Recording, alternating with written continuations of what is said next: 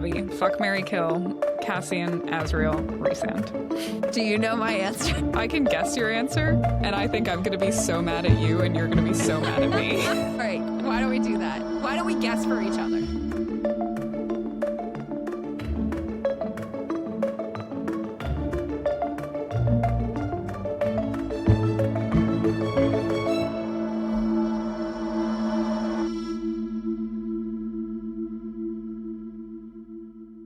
All right, so you ready? As I'll ever be. They put out a request on Instagram a couple weeks ago, maybe a week ago. I said, hey, Instagram, I'm about to finish Kingdom of Ash. This is the second time this year I'm about to finish Kingdom of Ash. I know what's coming for me. I know the emotional hangover is going to be real, and I don't want to deal with it. Please recommend a fun, spicy book for me to read where I don't have to think too hard. Please give me something. And I got a lot of responses. I got like 50 responses, but like the biggest one was Kiss of the Basilisk. The most frequent one. The one that people recommended most was Kiss of the Basilisk by Lindsay Straub, I think is her name. Apologies if I got that wrong. Kiss of the Basilisk. Okay. So I bought it. And I was like, guys, this fucking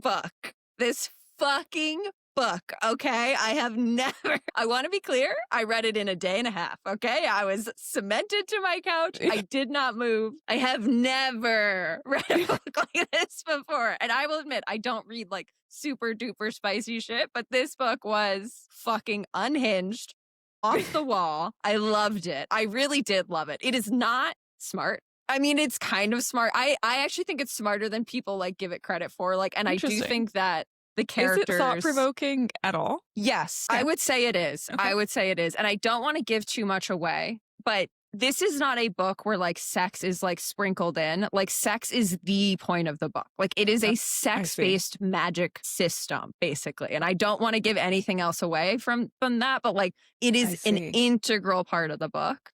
Interesting. It's really interesting. And I thought people hate the female main character. They think she's really dumb. I understand why they think that. Like, she makes dumb choices. And by the second, like, the back third of the book, I was like, oh my God, like I cannot keep reading all this fucking, basically. Like, I can't keep doing this. But I do think it has really interesting things to say about, like, sex and, like, female empowerment and, like, how you kind of grow into yourself as a woman when you start having sex. I think those ideas are in there and they're good, but it is not necessarily deep or anything like that. But oh my fucking God, it is so fun. If you are looking for a mindless, spicy book, I really do highly recommend it. And you're going to know by chapter 2 if you love it or hate it. So if you've read chapter 2 and you're like, this is not for me, this is too out there. And I openly admit that this book gets really fucking depraved and like really crazy shit happens. Okay. Like it is only like not even in my wildest dreams. Okay. But like if you are looking for a fun, spicy book. Okay. Thank you to everyone who recommended that to me. Mindless reads list. Yeah. Yeah. And I don't want to really give anything away because she even says, like, you know how some really spicy books will have trigger warnings? I actually don't even think this had any because there's not. It's not like there's nothing. It's not like that questionable. There's no handcuffs. There's no like BDSM stuff. It's not like that. There's just a lot of facts. But she's like, it's best to go into this not knowing anything. So like, I don't want to say anything more, but like, you will know quickly if you like it. I liked it. I thought it was too long. I thought it could have been probably 100 pages shorter and it would have been fine. But like, I really liked it. I'm just putting that out there. And now you can judge me however much you want. Because some people hate this book and think it's really fucking dumb. And I hear you and I see you, but it's fun. It's really fun. Can I just tell you that I just searched it on my Kindle and you left out the second part of the title, which is a split or swallow novel. Yes. So apparently this book, I had heard about this book before. It was originally published as Split or Swallow. That was the name of the book. And she published it independently. I might be wrong here. I didn't do any research on this. I mean, it sounds like that's the name of the series. But it got picked up by a publisher, and they were like, you can't call it that. You have to change it. Like, you can't So she was like, I'm going to name Swallow. the series that. Yeah. So she was like, okay, I'll write a sequel. I guess. I don't know. I actually don't know that works based on how the book ended. But yes, I don't know. If you are looking for intense spice. As a person who doesn't, like, I don't read any of those. I don't read those motorcycle novels. I haven't read Lights Out. I would. You're looking at me like, what is that? Like, do you not have this on your algorithm? Like the motorcycle, like helmet guys? Do you not have this? No. No? Just my algorithm? Okay. No. I think there's like a whole subgenre of like, I don't even know if you'd call it romance. I think what happens on Instagram is people will literally just like take pictures of their Kindle of the spicy scenes and then like white out like the bad word. And I'm like, yeah, well, obviously I'm going to fucking read this. And Instagram knows what it is. Right. And they're like, exactly. Oh, okay, now you get motorcycle guys, you know, and like the hockey guys and like it's this whole world out there. Anyway. Yeah. Interesting. Read Kiss of the Basilisk is what I'm saying if you're looking for that. If you're not, it's not going to be for you. Mindless spice. Perfect. Mindless spice. Yeah. I feel like in the Discord, you said it well, which was, it was following up a post for a book recommendation that was like, you will like this if, you will not like it if you don't like. And you were just like, you will like this if you like spice. Yeah. Period. And that's how I feel stop. about it. That's how I feel about it. Great. You heard it here first. Well, Kiss certainly not first. Yeah, I mean, it is on Kindle Unlimited, so probably. And the sequel's coming out, in 3 days, I think. Good timing. Good timing. Good timing. Good timing. So it will be out. By the time it'll be out by the time this is published. Yeah. Dang. Well, if you want, and the sequel is called books. Between Two Kings. I cannot stress that enough. I see. Yeah, you should see. Yeah, I see. Anyway. Okay. All right. Well, hi. I'm Ronnie. I'm Abby. And this is Dragons in the Details, where we pick apart our favorite fantasy series over the course of an undetermined number of episodes. We are covering A Court of Thorns and Roses, the series, also known as ACOTAR, by Sarah J. Maas, the full series, all 5 published books at this point. As an aside, God, I really want an ACOTAR 6 announcement this year. Oh my God. I don't know if we're going to get it. I think we're getting it. I think we're getting it. I feel like we are. It feels like the signs of the universe are pointing that way. Yeah, well, she took I'm not, okay, to say that I'm not a conspiracy theorist would be like a straight up bald-faced lie, but I'm not about things in the real world, right? Yeah. So, but I don't know. I have questions about Avril Lavigne. I won't lie. All the girlies out there who like follow this stuff are like, oh, Bloomsbury took down one of their pinned posts because they're going to make room for another pinned post. And I'm like, I don't know if you say so. I just want it to be true. So I'm choosing to believe you. But I want it to be true. I also am shamelessly just consuming information on social media about people who are saying that in the book industry, Q4 is a good time to announce a new book. Q1 is a good time to release a new book. Q1, Q2. Oh my God. You think we could get this as early as early next year? I think early Q2 is realistic. If they announce in Q4. All right, then we might be going back to Prithian real soon. Who knows? This podcast. Yeah. I don't know. I think 6 to 9 months is typical. I don't know how much she in particular would give us. Because do you think she thinks about us? Do you think she knows, like, if I give them... No, just all of us, collective we, everybody here is listening. Do you think she thinks and says, if I give them 9 months, they're going to do depraved things on the internet. They're going to lose their mind if I give them 9 months to contemplate what's going to happen in this book? I don't know. I don't know, because I, too, also, like, you know this, and we're just on a total tangent here, but it's fine. Like, yeah, I'll get back to the intro in a moment. I'm new to Romantasy, so I don't know what it was like when ACOTAR came out. Like, was social media, was book talk even a thing when ACOTAR came out? Or was it like, that didn't really happen till later, right? So we're in like kind of this whole like uncharted territory here. Right. Yeah, I don't think so. Yes. I'm just waiting for books in general when you're in the middle of a series. Like, we're waiting for Empyrean, we're waiting for ACOTAR, we're waiting for many. It's horrible. It's horrible. I know. I cannot tell you, just to bring it back to this, how happy I was to read Kiss of the Basilisk and then find out that the sequel was coming out in like 10 days. I was like, yes. Fuck yes. Yes. And like, there's nothing quite as uplifting as knowing that a book release is coming. Like, I enjoyed Quicksilver. I thought it was super fun. I am pumped that Brimstone is coming out. I'm like, new content about a world and a magic system and characters that I know about and am aware of. Excellent. Yeah. Excellent. Yep. In time for me to reread it during Thanksgiving. Excellent. 10 out of 10. 10 out Anyways, of 10. Disclaimer. These episodes will contain spoilers for the entire A Court of Thorns and Roses series, the entire series. We will announce any other Maasverse spoilers ahead of time, and we will keep them to the end. If you're new here, we keep the second half of our, half is a loose word, we keep the Maasverse section second, so we'll announce when we're going to talk about other series by Sarah J. Maas. And if you're not new here, you know the drill. Other disclaimer. This podcast is rated R. You've probably figured that out by now, based on our intro conversation. Do not listen to this podcast with your children. Don't do it. Abby likes to say, do what you want. I'm saying don't do it. Each week, we dive into a specific topic in depth. This week is a part 2 of 2.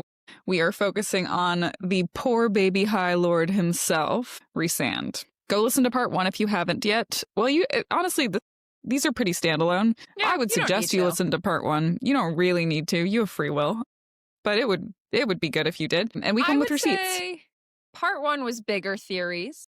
These are kind of like smaller moments with Rhys. So, they're kind of more specific things, I would say. In my head, and we never really know how we're going to title these episodes until we actually do all the show notes and everything. But in my head, my notes for the last episode were, what is Rhys? And for this episode, it's like, who is Rhys? Yeah. I like that. Yeah. Yeah. So if you're more curious about what is Rhys and you haven't listened to that episode yet, pop on over there. Come back later. We're coming with receipts. We have quotes to back up any theories so you can follow along if you are skeptical. You also don't have to. We don't judge. Abby, announcements. All right. So as always, our deep dive music is brought to you by Schwoodley. That is SCHWOODLEY. They are real artists. That is not AI generated. Other than that, as per usual, please tell your friends about us, like, rate, comment, subscribe, review, etc. It helps us out a lot. We are a baby podcast, but we are trying to grow. I don't think we have anything else. Think so. Nope. I'm good. Okay.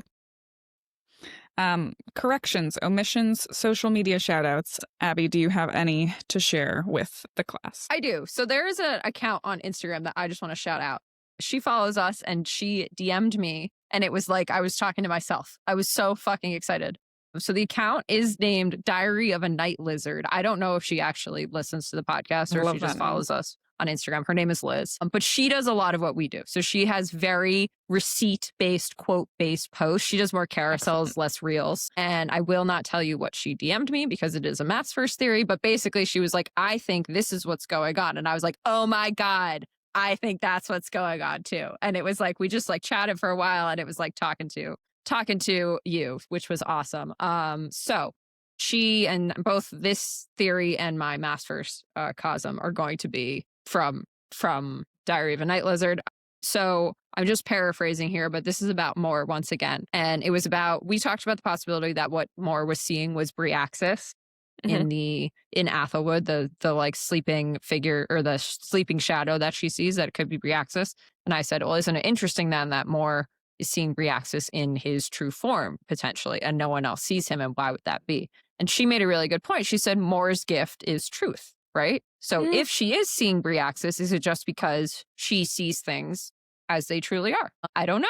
But I thought that was an interesting idea and could be a good way to tie that up if that was Briaxis. I would like that because that's still such a conundrum in my mind. Is like, what is Mor's truth power? Yeah. Honestly. Like, and how is that actually going to end up being useful? But if she can see beings in their true form, I can think of a lot of beings who don't exist in their true form that would be very, very useful to see. Well, yeah. I mean, how does she see Amren, right? If that's true. I don't know. Maybe it falls apart pretty quickly. Yeah, maybe it does fall apart pretty quickly. Maybe it doesn't work at all. But I like the idea. Amren bound herself to a mortal body. So maybe she just saw more of what was within Amren. I don't know. I like it. I love it. That's my COSM. Cool. Did you have any others? I don't have any ACOTAR only COSMs, no. All right. Moving right along then. We have a fun question this week. We did this for the Archeron sisters and thought it was super fun, so we're bringing it back for our final episode on the Bat Boys. Abby, fuck, marry, kill, Cassian, Azriel, Rhysand. Do you know my answer? I can guess your answer, and I think I'm going to be so mad at you, and you're going to be so mad at me. Why don't we do that? Why don't we guess for each other? Okay, I'm into that. I think you are going to marry Cassian, you're going to fuck Azriel, and you're going to kill Rhysand. No. I'm going to marry Cassian. But I'm going to fuck Rhys and kill Azriel. Okay. Azriel doesn't seem very fun in bed so far, right? Like, he's pretty fucking moody. He has shadows. Rhys has shadows. It's true. Yeah, but you know what I'm doing with Rhys. Yeah.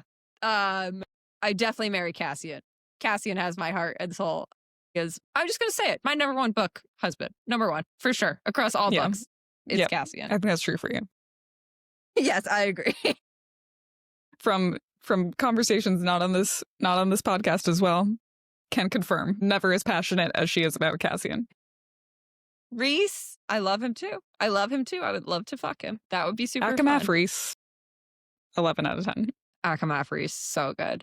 Yeah, Azriel just seems like, I don't know, he's kind of a wild card. So far, I don't know that much about him. He seems pretty moody. Did not like the way he behaved in that bonus chapter. So yeah, I'm not saying I don't like him. I'm just saying in this game, he is the one that I in this game, you're putting him last. Yeah. All right, you are marrying Rhys always and forever, every single time. I think you're gonna fuck Azriel, and I think you're gonna kill Cassian. Well, I kind of gave you that, but yes, that is what I'm going to do. You can't be mad at me. Yes. Yeah. Yes. Yeah. That is yes. I mean, I will be marrying Rhys always and forever. And you can hate me all you want in the comments. That's going to remain true. And we'll talk about it in this episode. We will. And the Cassian and Azriel thing was not personal, to be clear. I love them both. I really do love them both. But when I think about stylistically how each of them are. That's what I thought it was. Yeah. You're not into a long hair guy. Yeah. You know me. Clean and neat. It's Azriel. Yeah. And he's also just like darker and moodier, and that works for me. It works. It does. It would be so funny if at any point people saw us with our real life partners, because they would be like, oh yeah.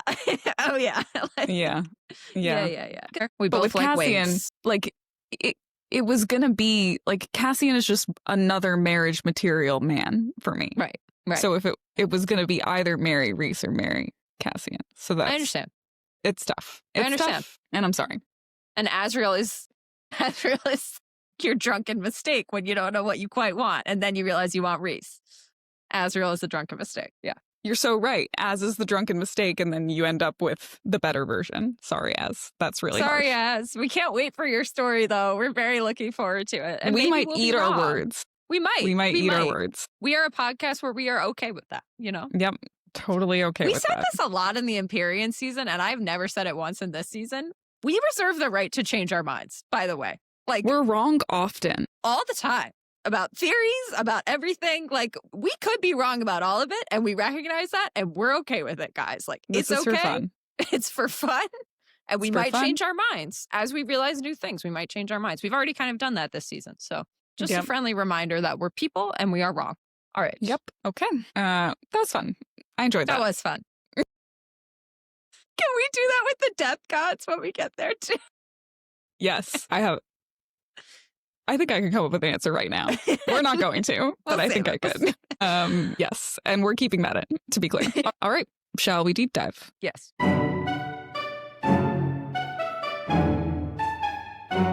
Okay, Abby, why has Rhys failed to trap the Suriel twice? Okay, guys, this is a very specific thing, but I think it's interesting to talk about. So early in ACOMAF, when Rhys is trying to recruit Feyre, he says to her, "You have a skill set that I need. Rumor has it that you caught a Suriel. It wasn't that hard." He says, "I've tried and failed twice, but that's a discussion for another day." Yeah. That other day has not yet come, right? But she says, I've tried twice. It seems like one of those things you're supposed to pay attention to. This entire answer could be something, could be nothing, but there are some interesting things that occur with Rhys and the Suriel that I think is worth talking about. So first kind of general question, why would Rhys need to trap a Suriel, right? What kind of questions would Rhys have for Suriel based on what we know about him? So I just kind of have a list of speculation, and then I'll get more into theories. He's already a Daemati. He has a lot of powers. He can read people's minds, as we discussed at length in the last episodes. Like, what would he want to know? And we also talked about this in the Elaine episode. The Suriel, not very good at telling the future, much better at telling the current situation rather than things in the future, right? So what would Rhys want to know from the Suriel? One of the things that we know that Rhys has is an orrery, which is basically a mechanical model of the universe in his study. So the quote for that is, Cassian says it could track not only the sun, but also tell time, and it somehow allowed Rhys to ponder the existence of life beyond their own world and other things Cassian had, again, instantly forgotten. That's in A Court of Silver Flames, chapter 3. So could one of the things he wants to know be about existence beyond their own world, right? We know that Amren came from somewhere else. We know that Rhys knows that. He has built this orrery. He is thinking about it. Did he want to trap the Suriel to ask about questions beyond their own world? I don't know. That's speculation. Or things get really weird with Rhys and Feyre and the Suriel when the Suriel tells Feyre that Rhys is her mate. Did he want to trap the Suriel to ask questions about his one-day mate? Did he want to know what was happening? We've kind of speculated that Tamlin might have tried to trap the Suriel to figure out how to break Amarantha's curse. We know that Rhys was having these dreams about this woman who was painting, right? So did he maybe want to trap the Suriel to find out about who that was, what was going on? I think that's possible. So that's two instances when he could have tried to trap the Suriel. Yeah. There's conversation that Feyre has with the Suriel about Rhys being her mate is kind of weird. So what happens is the Suriel tells Feyre that Rhys is her mate. Feyre comes back to the cave, confronts Rhys, and he says, you ensnared the Suriel. How he'd pieced it together, I didn't give a shit, right? So something about Feyre knowing that Rhys was her mate made Rhys think of the Suriel, right? Yeah. So I feel like there's some story we're not being told here with Feyre. And then a couple weird things happen when Feyre traps the Suriel and has that conversation with the Suriel. So she asks the Suriel how much blood she needs to cure Rhys, and the Suriel cocked its head, the bone gleaming in the light. Your blood, give him your blood, Cursebreaker. It is rich with the healing gift of the High Lord of Dawn.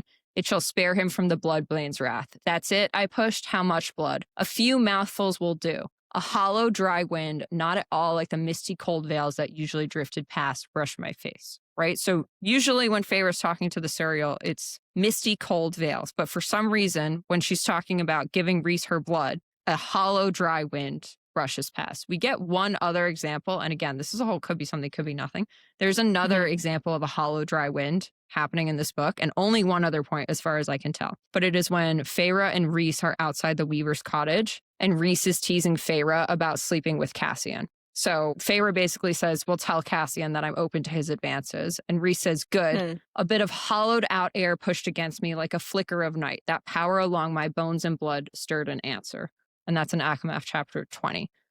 So outside the Weaver's cottage, this seems to be like Rhys's power, like kind of being jealous, kind of rising up, like not liking the idea of Feyre and Cassian sleeping together, obviously because they're mates. But in this case, Rhys is like dying in a cave. So I don't really know that is Rhys's power. I don't really know what that works like. Like, is this the Suriel's power? And then we also have the quote, when the Suriel dies, Feyre turns back and says, I could have sworn that pile of ashes was stirred by a phantom wind. So we have hollow, dry wind with both Rhys and the Suriel. And then we have this idea of the phantom wind stirring the Suriel's acid. And Rhys, I feel like Rhys definitely floats things on phantom winds. I feel like that's been a thing. Yeah, I can't remember a specific example of that happening, but yeah. Yeah, neither can I, but feels right. Yeah, I feel like he did it with an orange or something at one point. He definitely missed an orange. Yeah. Well, yeah, I think he does do it with a drink.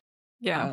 Can't remember exactly. So Feyre also speculates when she catches the Suriel to find out how to cure Rhys that the Suriel let itself be caught this time. So that quote is, some primal lingering human part of me trembled as I took in the snare around its legs, pinning it to the ground. Perhaps this time the Suriel had let itself be caught and knew how to free itself, had learned it the moment I'd spared it from the Naga. So she's saying the Suriel let itself be caught. And then the way that the Suriel just offers up the mate tidbit, like for free, basically. Like Feyre's just nothing. Like, how do I cure him? And he's like, well, it's like, oh, who, your mate? And it's like, and Feyre's like, what?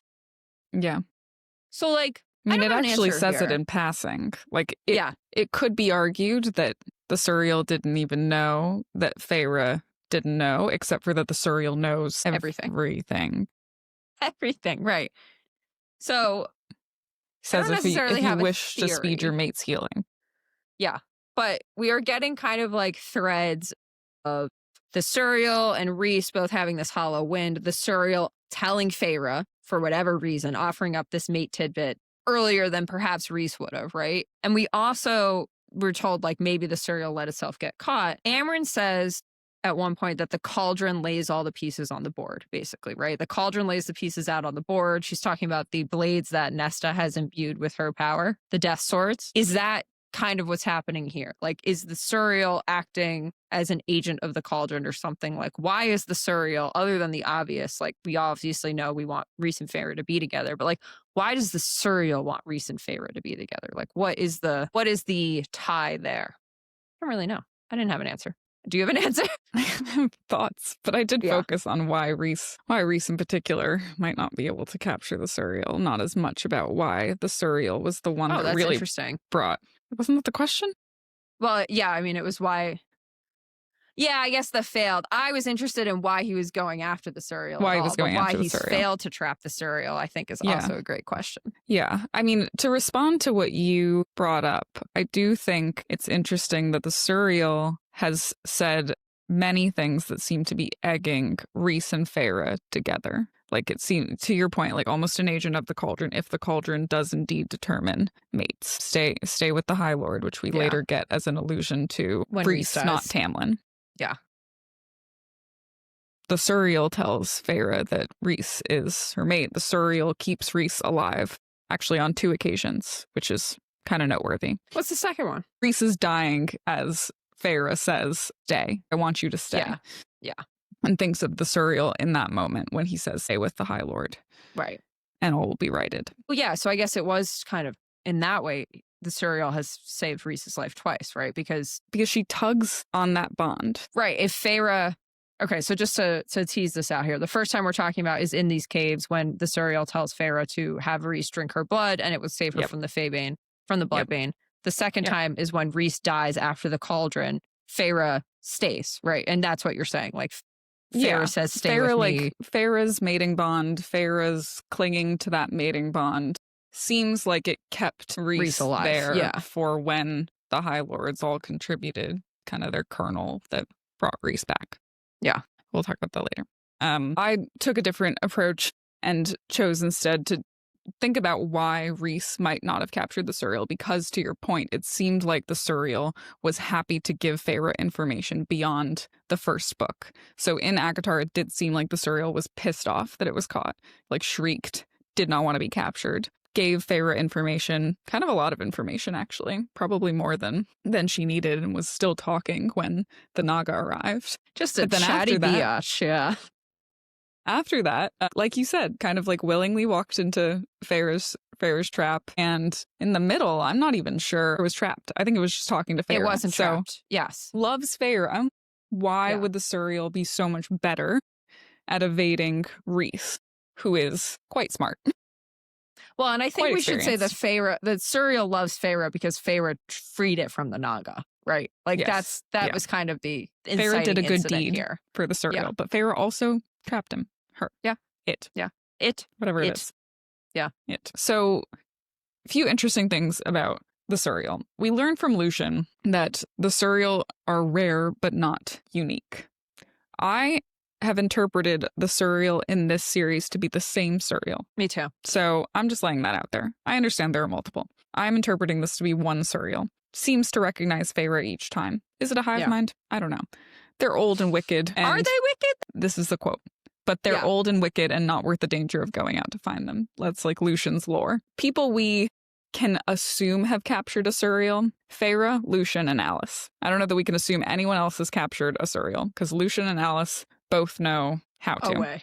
Yeah, a way to do it. Right. The Suriels themselves are pretty freaky beings that are kind of skeleton-like and look like they're effectively crafted from bone. I can read the quote, but it's exactly that. Crafted from dried, weather-worn bone, its skin either forgotten or discarded, a lipless mouth and 2 long teeth held by blackened gums, slitted holes for nostrils. I'm picturing like a Voldemort with some flaking skin. Yeah.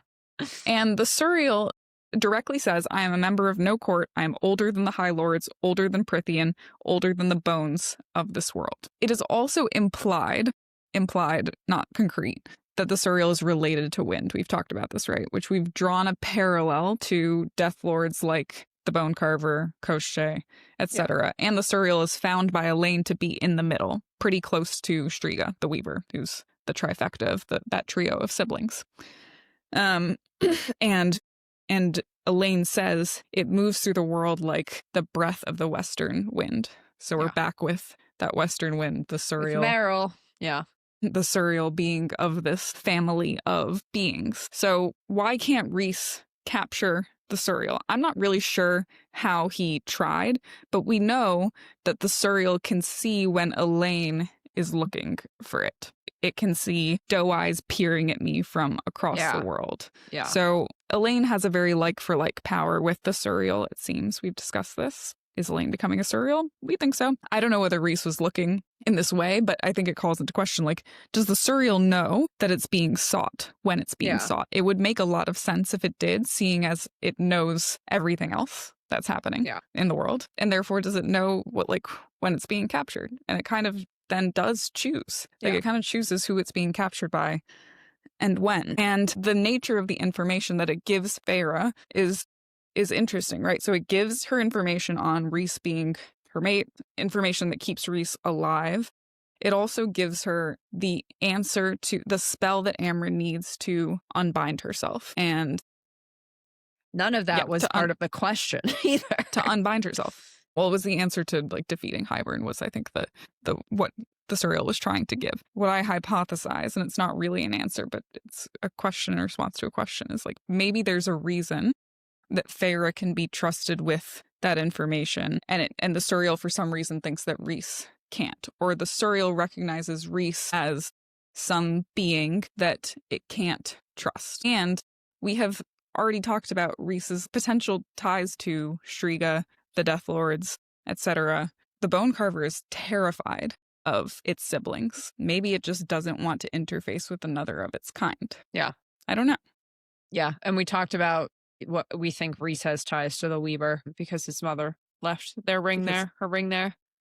His mother left their ring there, and Striga's mirror was an heirloom in Mor's family, and Mor and Rhys are related.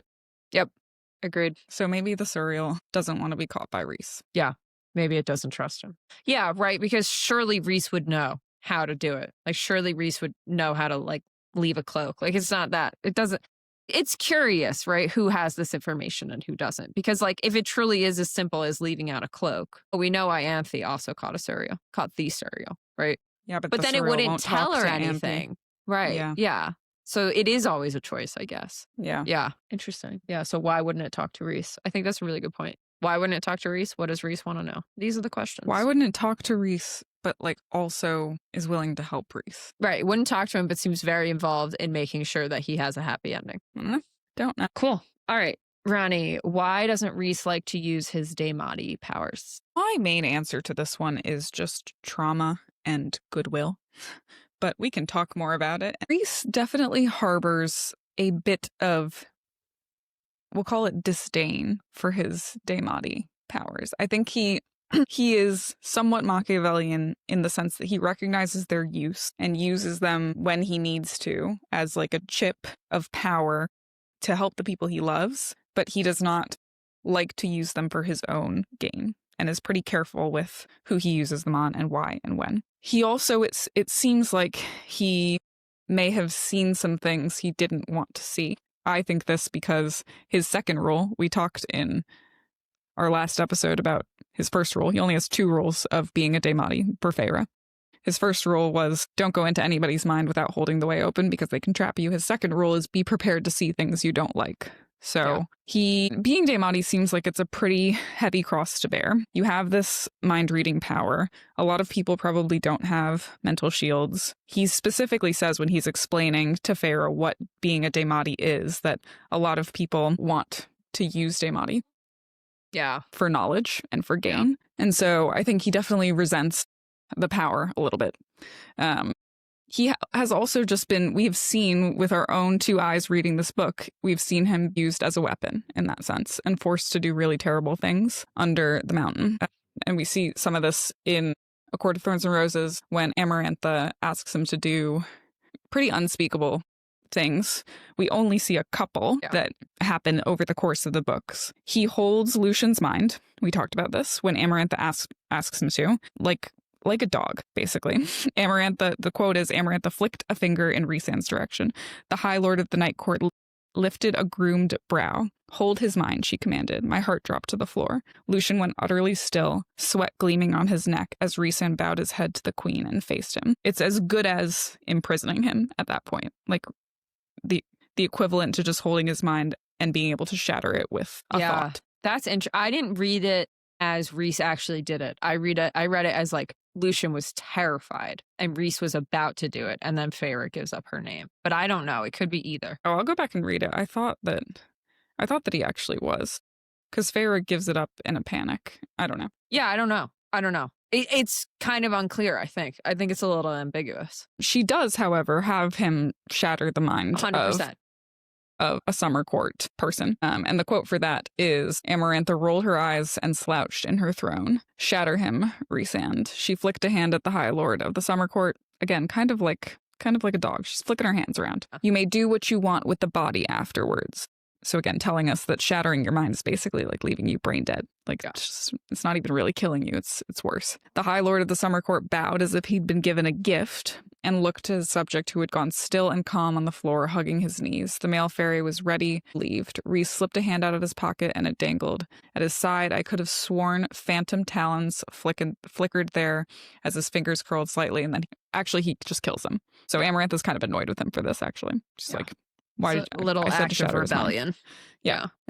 So, like, I mean, why does he not like to use his Daemati powers? I think he's had really terrible experiences using them. And he's very clear in the inner circle and with everybody in the Night Court that he, with the exception, I guess, of the Court of Nightmares, that he is not going to use them for personal gain, is not going to use them unless given permission, and mostly just uses them for communication. Yeah. And that's really all I had to say here. Yeah. Do you have anything more interesting? Yeah. I mean, I said the short answer is because he has a moral code and he sees it as a violation. He is willing to do it, right? So when Feyre goes into Tarquin's mind in the Summer Court, she feels really guilty and she's telling Rhys this. And Rhys says, if you hadn't taken care of Tarquin, he went on, the odds are we'd be knee deep in shit right now. It was my fault anyway. I was the one who asked about the temple. I was only cleaning up my own mess. I shook my head. It doesn't feel right. He says it never does or it shouldn't. Far too many Daemati lose that sense. But here tonight, the benefits outweigh the cost. So he is willing to use it sometimes, but he needs a good enough reason to do it, right? He needs it to be good enough, basically. And then we get another similar conversation with Feyre and Rhys about when she goes into Lucian's mind. He says, what's done is done. Agonizing over it won't change anything. You realize it was a line you didn't like crossing, and so you won't make that mistake again. I shifted in my seat. Would you have done it? Rhys considered. Yes, and I would have felt just as guilty afterwards. So we're getting from his mouth, right? Like he feels guilty about it. Guilt is a perfectly good motivation. So I had a couple other... There's a couple other instances where we know he like won't use it. So one of them, I have this quote later on, but we can talk about it now. In his own point of view, in Frost and Starlight, like kind of the first chapter we get of Rhys's point of view, he's out in the Illyrian war camp and he's talking to Devlin and Cassian about getting the girls to train. And he says something like, I have the quote later again, but like, it had occurred to me that I could just rip into his mind and make him agree, but like, I wouldn't do that, right? So we know he won't use it all the time. This is literally from his point of view, from the horse's mouth. It could make my life easier to do this, but I don't want to do it. Yeah. We also see the way Rhys kind of behaves after people have been violated by Daemati power. So when the twin ravens come to the library from Highburn, they use their Daemati powers to force their way into the library. And what we get about Rhys kind of reacting to that situation, this is ACOTAR chapter 34. The priestess who had let them in, for whatever reason, Highburn had left her alive. She allowed Rhys into her mind to see what had happened once the king had sundered the wards with that fleeting spell. His ravens had appeared as two old scholars to get the priestesses to open the door, then force their way into her mind so that she'd welcome them in without being vetted. The violation of that alone, Rhys had spent hours with those priestesses yesterday, more too, talking, listening to the ones who could speak, holding the hands of the ones who couldn't. So he's specifically like comforting women who have obviously been violated before, being violated again now. And he's like really taking the time to make sure that they're okay and be there for them and be a support system for him. I'm going to go into wild speculation territory here. But you mentioned this last episode. You said, what if his father was a Daemati, right? What if this power was genetic? What if his father was a Daemati? I think that's a fair question to ask. And we know that Rhys's parents had a really unhappy marriage, right? Yeah. So the quotes, what we know about Rhys's mother is that she was headstrong and defiant. She did everything she could to stop her wings from being clipped. And she literally fled from like full-blown Illyrian warriors to try to escape. And then what we find out about her is that she is in an unhappy marriage to a High Lord. And she basically doesn't try to do anything about it, try to change it or anything. Yeah. The explanation we're given about that is, my father was cold and calculating and could be vicious, as he had been trained to be since birth. My mother was soft and fiery and beloved by everyone she met. She hated him after a time, but never stopped being grateful that he had saved her wings, that he allowed her to fly whenever and wherever she wished. So kind of like the explanation we're given is that she's thankful to him because obviously he saved her wings from being clipped, because that's when he went out into the camp and saw her. But like, is it possible that Rhys's father was Daemati and was using his Daemati powers on his mother? And does Rhys maybe not know, but maybe suspect that was happening? I don't know. This is just honest to God's pure speculation. But if it is genetic, we're given this story that doesn't quite add up with Rhys's mother being both headstrong and defiant, but also staying in this marriage that is really bad for her. Certainly make sense. And I wouldn't at all expect that Rhys's father has the same moral code based on what we've learned about him. So would he use it on his own wife? Like, I don't know, but not far-fetched at all, in my opinion. And Rhys doesn't necessarily even need to know that. He could just like suspect it. I mean, we haven't ever been told this, right? So like, it's like fucking wild speculation. We don't know. But I'm sure if Rhys's father was Daemati, I'm sure he saw it wildly abused. Yeah, right. No matter what. Right. Like whether it was his mother specifically, or soldiers, or what. Yeah, and I mean, powers are genetic in this world. Like Rhys's father certainly could have been Daemati. Like Rhys has a line to Feyre, right, about a more powerful Daemati could trap you in their mind. And Rhys is the most powerful Daemati. How would he know? How would he know? Unless his father did it. He also comments on techniques and like how quickly a Daemati can and can't learn, and like where else is he learning about other Daemati, if not because let's say even if Amren is a secret Daemati, she's not going to be a secret Daemati in the same way Rhys is, right? Because she's not Fae. So like it's got to be something else. So like, where is he learning all this from? Yeah, I don't know. This feels like an Empyrean episode where we're like, what is up with the parents?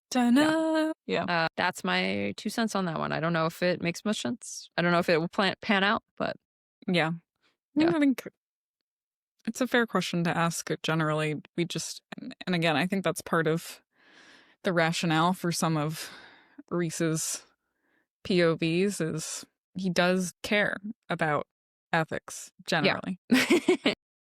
He doesn't want to abuse his power generally. He just wants to exist with his mate and his friends. And just wants to be a guy. His baby. Just wants to be a guy. Just wants to be a dude. All right, Abby, why does Rhys suddenly want to kill Tamlin in A Court of Frost and Starlight? Okay, so speaking of Rhys's POV chapters. Mm-hmm.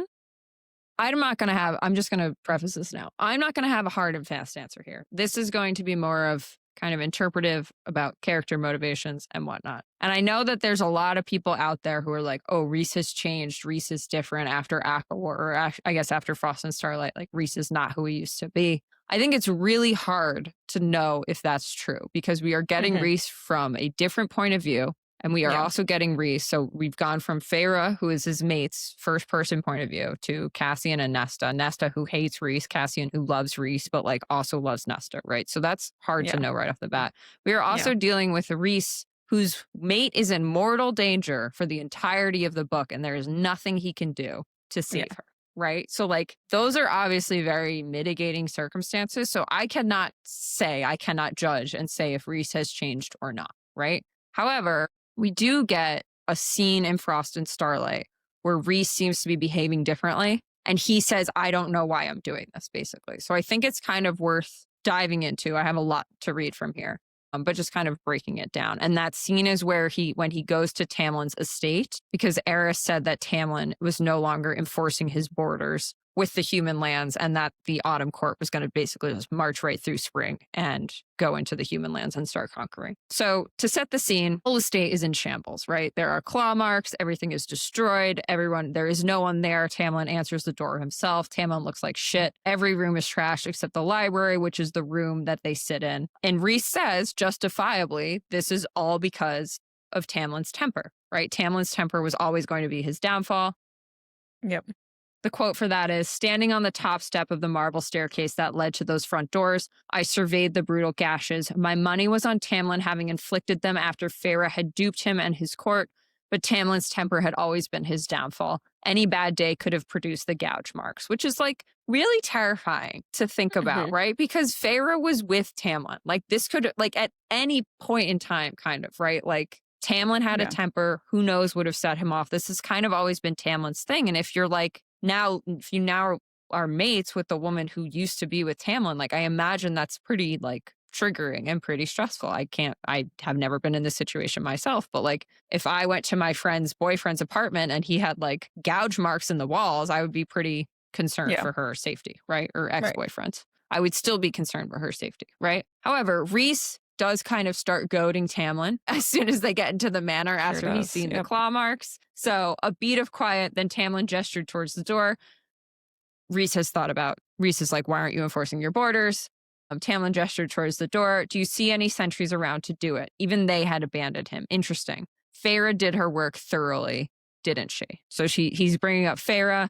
And then Tamlin gripped the curved arm of his chair. I thought the High Lord of the Night Court couldn't be bothered to brag. I didn't smile as I countered with, I suppose you think I should be thanking you for stepping up and assisting in reviving me. So like, Rhys is not de-escalating. Rhys is escalating. Rhys is like, I'm here and I'm going to fucking needle you until the cows come home, right? Yeah. At this point, Tamlin's claws come out, right? So a soft snarl rumbled from Tamlin and a hint of claws gleamed at his knuckles. I'm not letting your ilk on my lands. My ilk, as you call them, fought most of the war that you helped bring about. If you need patrols, I will supply the warriors. We talked about this at length in our Tamlin episode. Tamlin's claws coming out is kind of like the rage monster coming out, right? This is where Tamlin is basically losing control, giving in to his baser instincts. He's about to explode, kind of, basically. Yeah. What's interesting, though, is that when Tamlin's claws come out, Rhys's shadows come out. So my hands ached to wrap around his throat. Indeed, shadows curled at my fingertips, heralds of the talons lurking just beneath. We've talked about this before, the shadows kind of being tied to his beast form. But here it's like very interesting because we've talked about Azrael's shadows and how they act when he's being attacked. This is kind of different. This is kind of Rhys's shadows behaving the same way that Tamlin's claws do, right? Like, I'm angry and I'm going to fight you. So my shadows are coming out, which is kind of information. He's also in the house where his father died. He's in the house where his mother and sister's wings were pinned to the study, right? There's a lot of like external factors here that could get Rhys riled up. Yeah. And then Rhys, basically thinking about all this, taking this situation in, loses his temper. So the quotes are, I'm not allowing one Night Court brute onto my lands. And at that word brute, I'd had enough. Dangerous territory, for me at least, to let my own temper get the better of me, at least around him. You won, he spat, sitting forward. You got your mate, isn't that enough? No. The word echoed through the library. You nearly destroyed her in every way possible. So again, this is getting back to claw marks. The estate is destroyed. Like, just like the fear for the situation that Feyre was in, could have been in, I think is weighing heavily on him. Yeah. And then he really grips into him. He says, you deserve everything that has befallen you. You deserve this pathetic empty house, your ravaged lands. I don't care if you offered that kernel of life to save me. I don't care if you still love my mate. I don't care that you saved her from Hybern or 1,000 enemies before that. The words poured out cold and steady. I hope you live the rest of your miserable life alone here. It's a far more satisfying end than slaughtering you. Feyre had once arrived at the same decision. I'd agreed with her then, still did, but now I truly understood. I braced for it, ready for it, wanted it. So he wants to fight Tamlin, right? For him to explode out of that chair and launch himself at me, for his claws to start slashing. My blood hammered in my veins, my power coiling inside me. We could wreck this house in our fight, bring it down to rubble, and then I'd turn the stones and wood into nothing but black dust. And then Tamlin tells him to get out, right? Tamlin says, get out. And he realizes how broken Tamlin is, and he winnows out. And then him and Feyre have this really interesting conversation. Rhys is telling her what happened at Tamlin's estate. She contemplated my words. Did you go because you were concerned about the wall or just because you wanted to say those things to him? both. I couldn't bring myself to lie to her about it and perhaps slaughter him. Alarm flared in her ears. Where is this coming from? I didn't know. Words failed me. So that's Frost and Starlight chapter 11. Personally, I don't think it's that crazy that Rhys wants to kill Tamlin, but both him and Feyre are like acknowledging that this is kind of out of character for him, that like this is not really usually how he reacts, you know? His MO, yeah. His MO. So we kind of already talked about the shadow thing, but I think it's really interesting. We have only seen Rhys really up to this point, with the exception of one prologue chapter, from Feyre's point of view. So, like, is this actually out of character for Rhys? This is kind of the first time we're seeing anger from Rhys's point of view, or have we just not really seen it because he's kind of good at hiding it for Feyre? Like, Rhys says he would kill Amarantha if she came back, but I think that's understandable, right? Yeah, I mean, he was abusing him. She was a huge threat, but Tamlin isn't a threat anymore, right? So, like, I don't know. Yeah. I don't know. Like, yeah, I understand his anger, but like, killing him would obviously be strategically a bad move. And then what I think is really interesting is the shadows starting to gather, right? Because I think it's such a distinct comparison to Tamlin, and then also shows you how he's different than Tamlin, right? Because the shadows starting to gather is so similar to Tamlin's claws coming out. So it's like they both have this like undercurrent of rage in this moment, and like Tamlin's claws come out and Rhys's shadows come out. But we know that Rhys is like normally able to manage this, right? And we do have a couple other instances where Rhys's shadow seems to come out in rage. So the first one is Mist and Fury, chapter 7. I think you read this quote last time, but when he's feeling angry about what Hybern did, I believe, to the priestesses in Cessair, he says, Rhys, though, first the shadow started, plumes of them from his back, and then, as if his rage had loosened his grip on that beast he'd once told me he hated to yield to, those wings became flesh, right? So that's the rage and the shadows. And then when they're discussing the plan to get the book from the island in Summer Court, it says, tonight I said, we note the guards' rotations tonight at low tide, figure out where the watchers are, who we might need to take out before we make our move. You think like an Illyrian, Rhys murmured. I believe that's supposed to be a compliment, Amren confided. Rhys snorted, and shadows gathered around him as he loosened his grip on his power. So this is Feyre being in danger, right? That this is a situation of being Feyre putting in danger. So long story short, I think it's really interesting because we're getting these parallel character traits between Rhys and Tamlin, right? They both want to protect Feyre, like they both want to keep her safe, and they both have this like undercurrent of like rage and danger. But then we have the difference in the way, and we see that through like their powers coming out, but then we see the differences in the way that they treat her. And then obviously in Frost and Starlight, the differences in the way their lives end up, right? Like Tamlin ends up alone in his manor, and Rhys ends up with Feyre because he is able to actually control his emotions and like be an adult and think strategically. All that being said, because this is brought up by both Rhys and Feyre, like, is he starting to lose some of that control on his rage, maybe on his power? Because as we've talked about, he refers to his power as dark power, right? And we know that we have these quotes in Frost and Starlight. A flicker of my power had a fire roaring in the hearth, the small downstairs warming swiftly. It was barely a whisper of magic, yet its release eased that near constant strain of keeping all that I was, all that dark power in check. So we have dark power, we have a near constant strain, and we have him almost giving into his baser instincts with Tamlin, right? So is he starting to lose some control? Is he starting to give in to his like worse instincts? I know there's a lot of evidence that there's a lot of speculation that in Silver Flame he's changed, he's different. Again, I don't know about that, but he has this dark power. We have this moment in Frost and Starlight. We have the differences, but also similarities between him and Tamlin. And maybe that was a whole bunch of word vomit, but I was trying to get to a point there. Yeah. No, I think it's fair. I mean, I think it's interesting to think about the possibility of Rhys devolving. I mean, that would point to a different Rhys in A Court of Silver Flames than the Rhys that we had in the first 3 books, which I think is where many people think he ends up. Yeah. Is a very different the man. Same Rhys, but like struggling, maybe. But I don't know. Yeah. It's hard to overwhelmed say. by like having it all almost, and like his power. Yeah. I'm just trying to think, because like obviously he was under the mountain for 50 years and like he didn't have his powers, but maybe when his powers were given back to him, it was like, maybe. I mean, he's like 500 something. So he's been with them for a long time, but It's interesting to think about. Yeah, I don't know what would be causing it. I don't know like what would lead to that or anything. Yeah. I went a different direction, but that's okay. It's shorter. So you already kind of set the context for the situation, but when Rhys went to visit Tamlin, I think the thing that stood out to me, and this is not deep or hard to find, right? But he's just met with a very dejected male.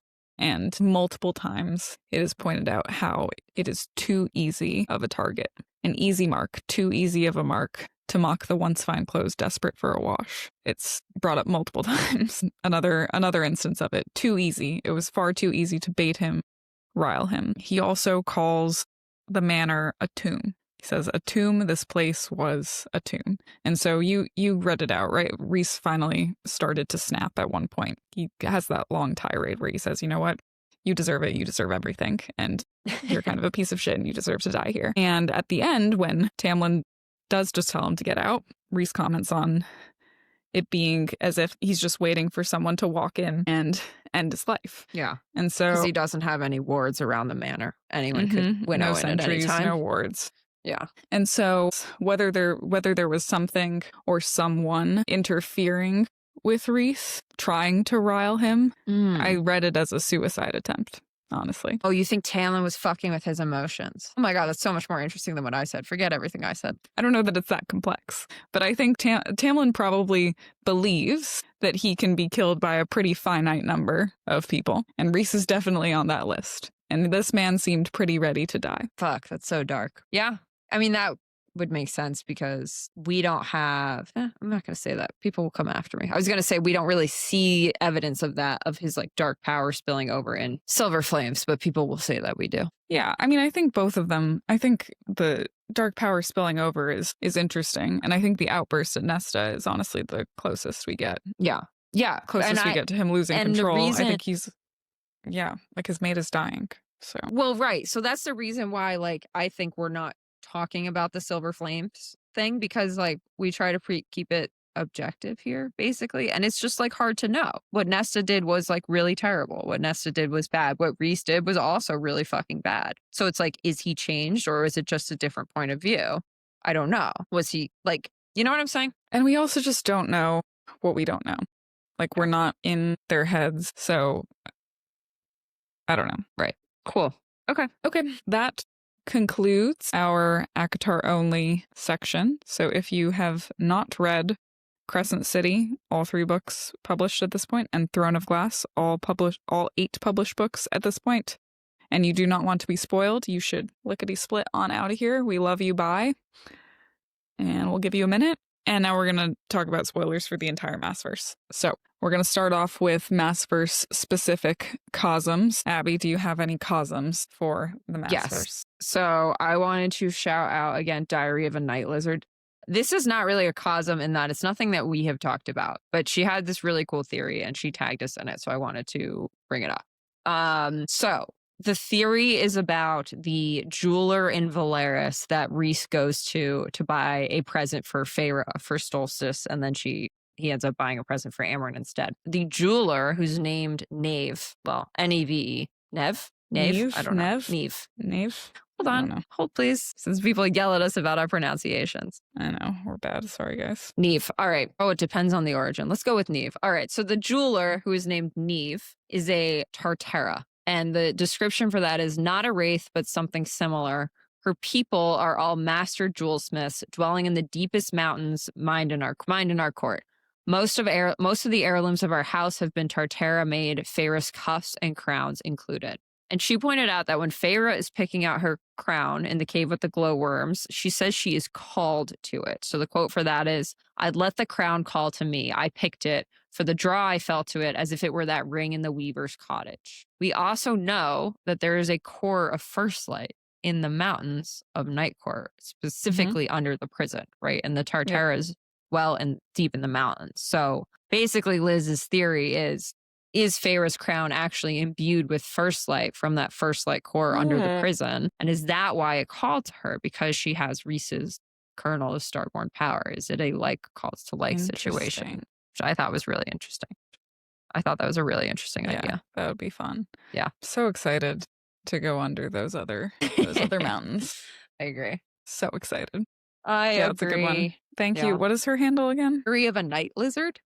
Thank you, Diary of a Night Lizard. Which I love. That was a good one. Then I had more stuff about hollowed out air in the Maasverse, but I don't really want to talk about it. I don't really care. You're tired? Basically, Lorcan has it too. I see. Yeah. Yeah. One day we will talk about how Death sang to Lorcan, but that day is not today. Lorcan will have his own episode, at least one, on this podcast at some point. Yep.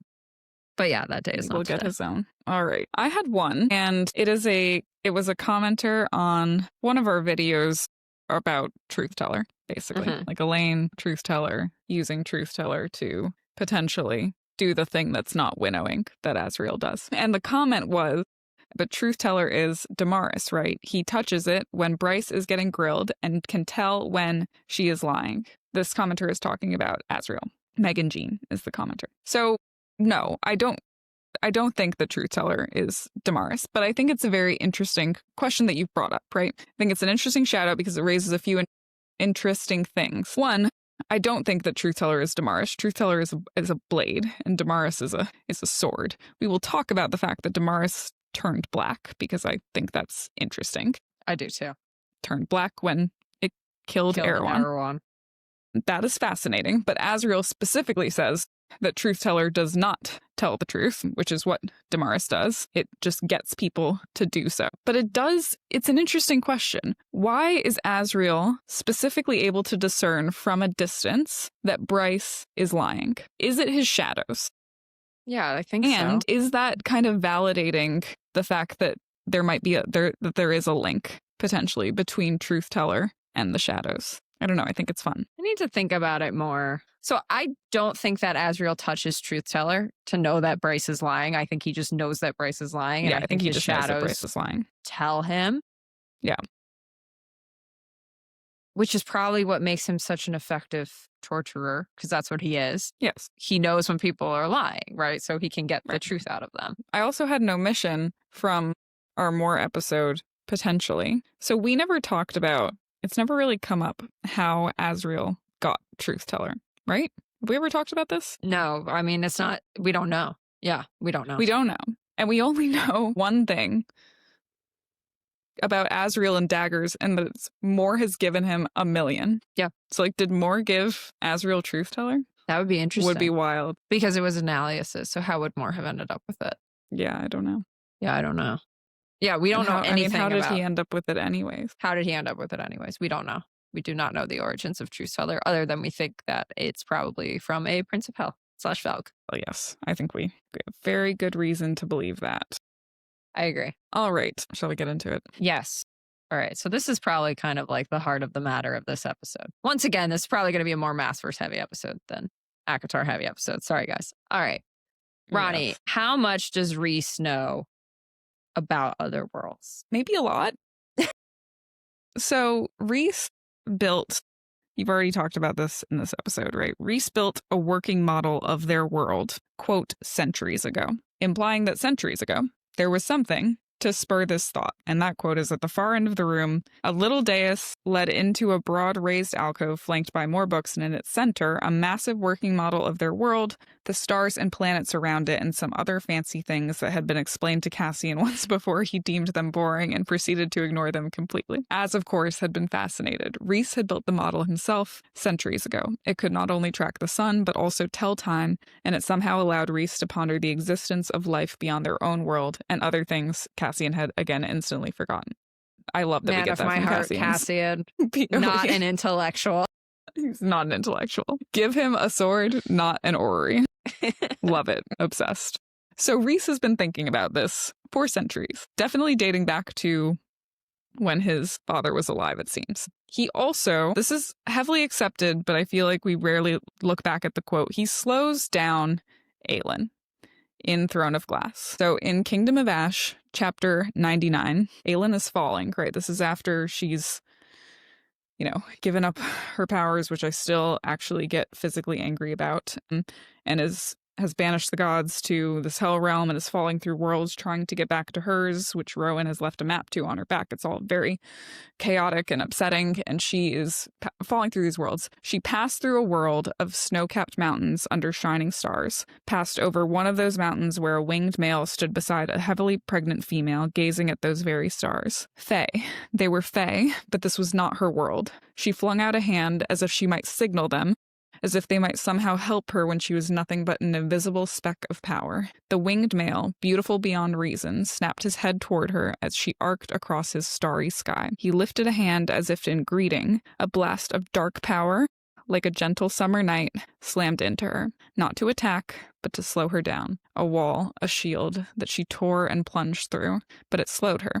That winged male's power slowed her just enough. So I think we can assume that this is Rhys. Dark power, wings, pregnant, fae, female, etc. It's feeling like Rhys. When Nyx is probably in utero. Yeah. I also think this might link back to A Court of Silver Flames, chapter 62, where we get a hint of a red star. And that quote is, "The mood hadn't been helped by a rare red star blasting across the sky one day. An ill omen," Nesta had heard the priestess muttering. Cassian reported that even Rhys had been rattled by it, seemingly unusually contemplative afterwards. So that red star, probably Aelin. We don't really get the exact visual of Rhys doing that. That's probably a little bit too on the nose for Sarah J. Maas. Anyways, so. Yeah, I was going to say it's wild to me. I just take that as fact. Like, it's wild to me that that's not actually like, but you're right. Of course, it's not actually confirmed, but I thought there was more to it than that, like something more linking it, but like, it's gotta be. Well, and it's interesting too, because it's a rare red star. So like, when else is this happening? Yeah. So when else is this happening? Well, it lines up with Feyre's pregnancy timeline too. Right. Yes. Which also means, this is not what this question is about, but I think it means these worlds are happening in parallel with each other. A lot of people think that Throne of Glass is first or after. I think they're all happening at the same time. More about Rhys's world knowledge. He knows that Amren came from another world. And in talking about this, he of course knows Amren. He's been talking with Amren for a long time. But he also implies that his education was thorough. So I think he's also getting this knowledge kind of passed down somehow. Yeah. Rhys on Amren in ACOMAF, of course, we talked about this in our Amren episode, chapter 18. There are legends that claim when the world was born, there were rips in the fabric of realms, that in the chaos of forming, creatures from other worlds could walk through one of those rips and enter another world, but the rips closed at will, and the creatures could become trapped with no way home. And then Rhys, about those in the prison in that same chapter, he says, I think they came from somewhere else. So he says these are legends, but he very much believes that beings actively in this world are from other worlds. And this is accepted as fact in his mind, and he knows this. He's also literally not at all surprised when Bryce shows up in Prythian. Yeah. I mean, kind of none of them are, but especially not him. He just says hello. Hello, Bryce Quinlan. My name is Rhysand. So from the last chapter of House of Sky and Breath, when we meet Rhys, the male blinked. His eyes were the same shade of violet, blue as Rune's, his short hair. This is all just about him looking exactly like Rune. But the male continued to stare at Bryce, at the blood on her, at the star sword and the knife, the blades still gleaming with their opposite lights. He lifted his gaze to her, stars in his eyes, actual stars. He doesn't go into the cave systems with Bryce. Like, he sends Azriel and Nesta. Like, he just seems very comfortable with the overall situation. But whatever Rhys knows about other worlds, he probably doesn't know. I say probably because we know he's actually a very good liar. But he probably doesn't know the details of Midgard, because he seems genuinely shocked by what Bryce showed with the Veritas orb. And that quote is, it was worse. This is House of Flame and Shadow. It was worse seeing it as a sort of memory montage, the violence, the brutality of how easily the Asteri and their minions killed, how indiscriminately. But whatever she felt was nothing compared to the surprise and dread on her captors' faces. And then later says, Rhysand mastered himself, a cool mask sliding into place. You live in such a world. So he's definitely taken aback by the goings on of Midgard and the Asteri. And so again, I think there's not been exposure to what the Asteri are actually capable of or doing over there, because he's not seen this to this degree. He seems shocked by what's going on there. So Yeah. So, I mean, I think the interesting thing for me, I have a couple interesting things. So with the orrery, he built it himself, right? We're told he built it himself.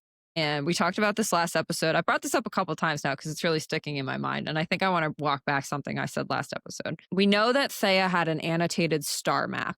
And we know that the Asteri had archives. I said maybe those archives were in the Autumn Court. I really don't think so.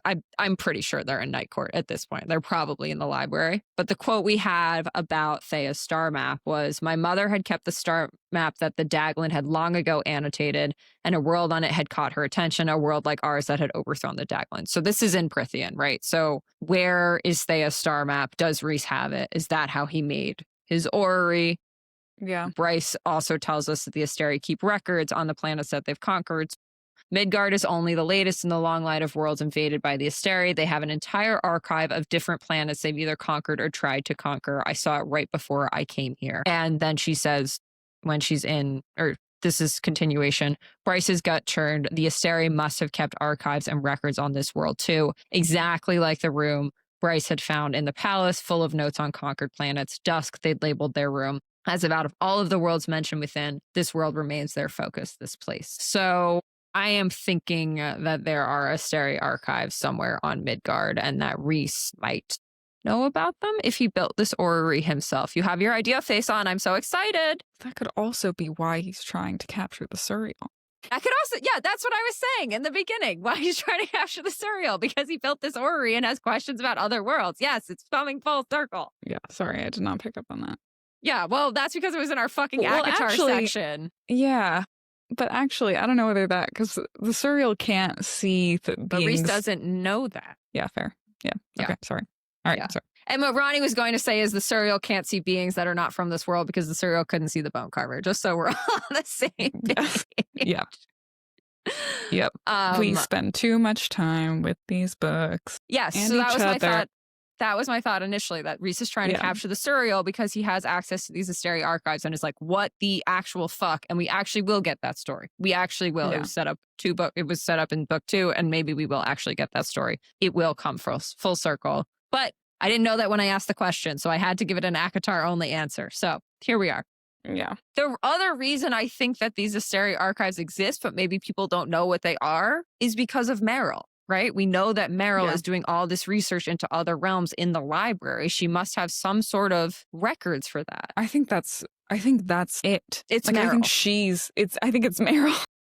I think it could be Meryl. Yeah. So the quote for that is, when she first came here, she was obsessed with theories regarding the existence of different realms, different worlds, living on top of each other, without even knowing it, whether there is merely one existence, our existence, or if it might be possible for worlds to overlap, occupying the same space but separated by time, and a whole bunch of other things I can't even begin to explain to you because I barely understand them myself. So first of all, this is pretty much, just as a side note, this pretty much echoes what Baba Yellowleg says about the word when she told Aelin that she could be standing on the bottom of someone else's ocean and then not even know it because the word keeps things separate. So I think we are dealing with just overlapping worlds here. So the thing where this doesn't work is what you were talking about in our last episode with Selene and Helena, making sure that like basically Thea and the Daglin were like kind of wiped from existence. Obviously the Daglin were not, but like I feel like Selene and Helena would hide, or Selene would hide those archives if she knew about them, but maybe she didn't know about them and maybe they were just in the library. I don't know. But I think there's a Asteri archive somewhere. You still have your idea face on. I'm just thinking, I don't know how effective Selene would have been. Well, we've got all these library burnings. Did we have a burning in Prythian? I forget. I don't remember. We just had the burnings of the temples. Well, the Fae burned the humans' books, but we don't have any Fae book burning, I think. Maybe the humans had them? Maybe. They're going to come up. At some point, they're going to come up. I'm almost certain about it. It just is, I agree with you. It'd be weird to me if Selene would bother literally like erasing the memories of her mother and sister. And not covering up the paper trail? And not covering up, well, all that would really do is cover up the existence of, then everybody would just know about other worlds and get curious and go over there and then end up in the Asteri's lap. And that's the last thing she would have wanted. So she says. I don't know. Not our Crescent City season, but I think there's a lot to think about with that one, for sure. And then Aelin. It's not only that Rhys slows her down. Aelin ends up in Aurelia immediately after Rhys does this, right? Like she immediately goes back to her world. Could be a coincidence, could be nothing, right? Could not. Yeah. Could not. Could be that Rhys knew where she was from and sent her home. I don't think, I like you do not think that he knows that like the Asteri are out there and they're a threat and knows that everything that's going on in Midgard. But he clearly knows about other worlds. I'm looking at my notes and instead of Aelin, I wrote Amren and it's really fucking confusing for me.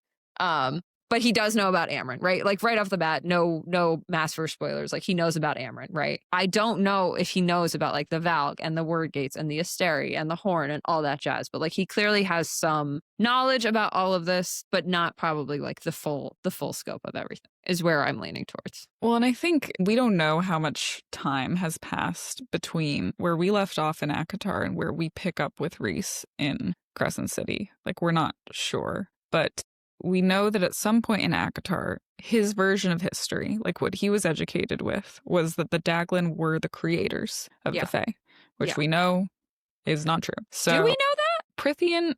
Prythian is said to be a Fae world. Selene says it was ours. It was a thing of the Fae. Yeah, you're right. You're right. Sorry, to be clear for everyone, Selene says that the cauldron is a Fae item. Like it's a Fae magical item. It is ours. Prythian was Fae. And so the Daglin came, the Asteri came and like basically told us, you know, we should go somewhere. It'll be fun. Or like we should rule. It'll be fun. Yeah, we should rule. You should give us your magic. It'll be fun.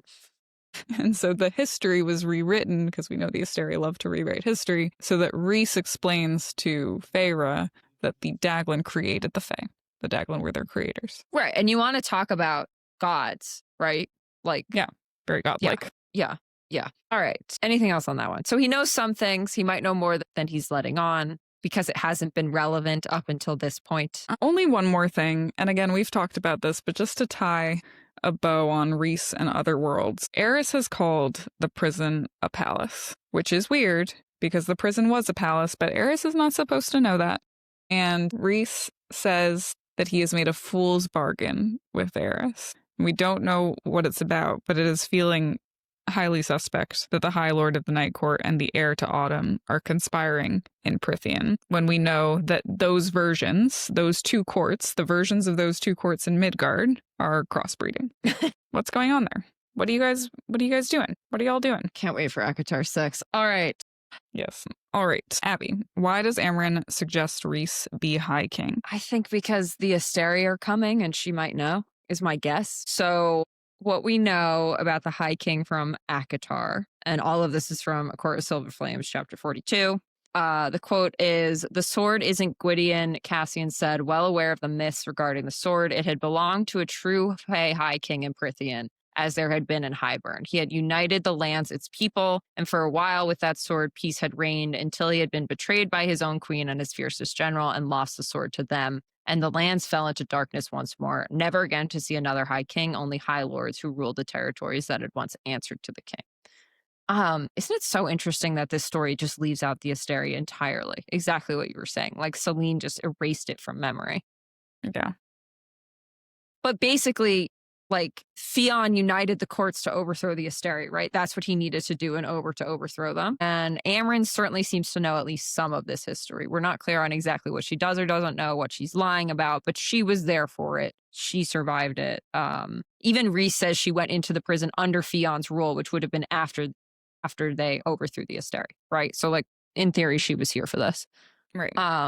So what Amren says is, this is when Nesta's blades show up. With these 3 blades, you can make yourself High King. The words clang through the room. Cassian slowly blinked. Rhys said tightly, I don't wish to be High King. I only wish to be here with my mate and my people. Amren countered, all 7 courts united under one ruler would give us far better odds of survival in any upcoming conflict. No bickering and politicking required to dispatch our armies. Malcontents like Baron would have no ability to threaten our plans by allying with our enemies. You mentioned this last week, but like, what is this upcoming conflict? Because Koschei doesn't seem like that big a deal. Like, yeah, he's a big deal, but he's not like that big a deal. He's at the bottom of a lake, as far as we know, and stuck there.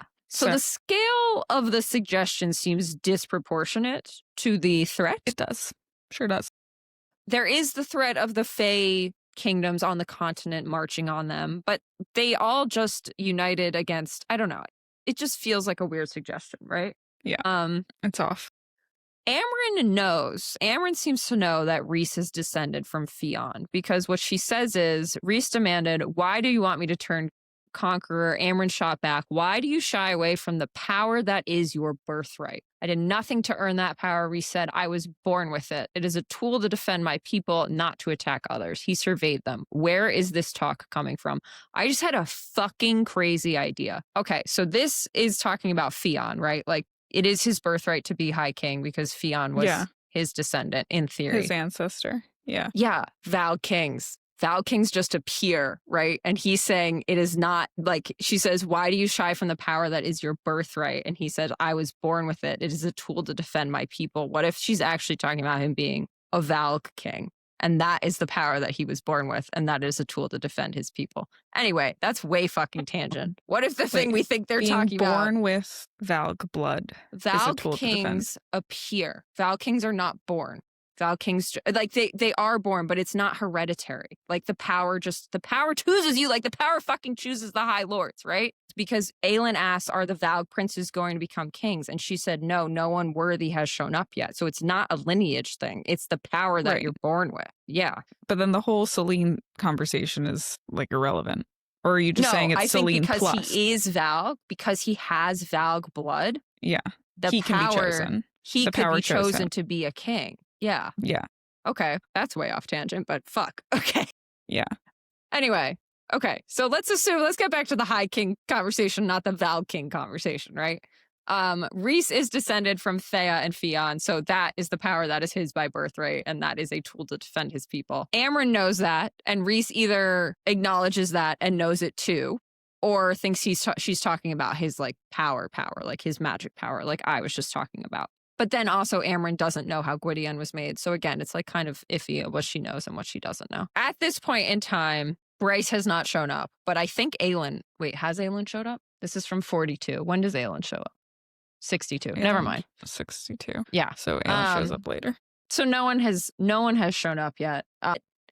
Amren points out that the cauldron is setting up the pieces on the board, like something is happening, like these swords are appearing again, these star swords that have not appeared since the Asteri. We have the three sisters that are equal to power in Rhys's power. So even though I don't think anyone has showed up yet, I do think Amren is saying, "Oh fuck, shit's about to go down. Things are I'm reading the tea leaves. Things are bad." Yeah. Yeah. I just think it's because the Asteri are coming, and Amren knows that last time what it took to overthrow the Asteri was having a High King and was having that centralized power. I don't know if that means we're still going to get a High King now. I don't know if Rhys becomes High King. It seems like kind of a corrupt path. I don't know if that's the path that Sarah J. Maas wants to go down. Rhys clearly doesn't want to go down that path, but that seems to be what the illusion is too. Yeah, I agree. I mean, I think that certainly makes the most sense. It would also explain this conflict that seemingly doesn't exist yet in ACOTAR, but we know is kind of coming. I had a very similar path. I would say my answer is more hopeful than something I think. Hopeful as in, like, I hope that she would do this. I don't know that Sarah J. Maas would actually take this path. It's kind of unlike what she would typically write. I think what you said is most likely. Amren knows that she's like, shit, the Asteri are coming. Something is happening. Things are falling into place. We need centralized rule to prepare for this conflict. I wonder whether Amren also, like, we talked about the possibility of Amren being an Asteri pet, right? Oh, that fits into this theory. Yeah. Right. Yeah. Yeah. Right. Yeah. Could she, like, wittingly or unwittingly be helping, like, carry out a plan to, like, breed the Asteri into the ruling bodies of Prythian? Because Rhys has this bloodline. We already know that we aren't done with the Asteri, because at the end of House of Flame and Shadow, Bryce hands the Star Sword to Nesta and basically says, "Okay, we're done with them. Now you figure out your shit." So the quote for that is, you said you had an 8-pointed star tattooed on you, Bryce explained, and you found the chamber with the 8-pointed star in the prison too. Nesta lifted her head. So I want you to take the star sword. Bryce held the blade between them. Gwydion, whatever you call it here, the age of the Starborn is over on Midgard. It ends with me. I don't understand. But Bryce began backing toward the portal, taking Hunt's hand, and smiled again at the female, at her mate, at their world, as the northern rift began to close. I think that 8-pointed star was tattooed on you for a reason. Take that sword and go figure out why. So they allegedly just killed the last Asteri on Prythian, right? That is what is said. When Vesperus dies, they're like, the last Asteri on Prythian just died. So why is Nesta being handed the star sword if the Asteri are actually gone from Prythian? We know, and we've talked about this, you know that this is like my crack theory of the series, but like the Asteri warped the cauldron. So the cauldron is still like Asteri tainted, like some essence of their power kind of remains implicit in the power of the Fae. And so could Amren be knowingly or unknowingly helping the Asteri kind of play the long game? And that's a great point, because she says the cauldron are putting the pieces on the board. But if the cauldron is fucked by the Asteri, is it the Asteri's will? If the Asteri couldn't remain in power there, but they could breathe themselves into the Fae bloodlines to the point where they effectively ruled anyways, and maybe that one day they could come back and claim it. Maybe that's their way of survival. Maybe it works. Maybe it doesn't. I don't know, because Bryce is clearly their downfall, but they're not very smart. So I don't know. Yeah. Well, and I don't think that Bryce, like, I think Bryce is kind of like a broken attempt. I think each world is a specific attempt, right? They track them that way. They're like, Dusk is one. Yeah. Or Prythian, we'll call it. Yeah. Prythian is one. Midgard was one, Hell was one, and I don't know. Maybe it's actually not nefarious at all, like, but if we're really getting double-clicked on theories, like taking our theories and accepting them as right and then building other theories off of them, if we are right about Rhys's lineage being both Valg and Asteri, and we are right about the prophecy of the sword and the blade being about Valg and Hell and the Asteri, maybe he actually is destined to be king. Like, maybe that is the union of those people again. Like, maybe Prythian is where it all happens and he rules. Yeah, maybe. Yeah, yes. We have to think about that because it applies to Rune too. And Dorian. But really Rune. I mean, really, definitely Rune. Which I've heard rumors that Crescent City 4 is actually going to be about Rune. So, I mean, it kind of works. Which I would love. We'll see. I don't know. So, in summary, maybe it's something complex where Amren is helping the Asteri play the long game and getting Rhys into power, where Rhys already has some of this Asteri power. Maybe it's actually just like the prophecy. Yeah. Rhys is the convergence of Rhys is the sword and the knife. Yeah. And if you don't know what we're talking about, go listen to our Azrael episode. Yes, sorry, go listen to the Azrael episode. When the sword and the blade are united, so shall our people be. Could be about the Fae, could also be about Hell and the Asteri. Yeah. And we think Rhys have both of those bloodlines. Yeah. So, I don't know. I think it's interesting to ponder. I definitely don't think that Prythian is rid of the Asteri. No. So. No. They're coming.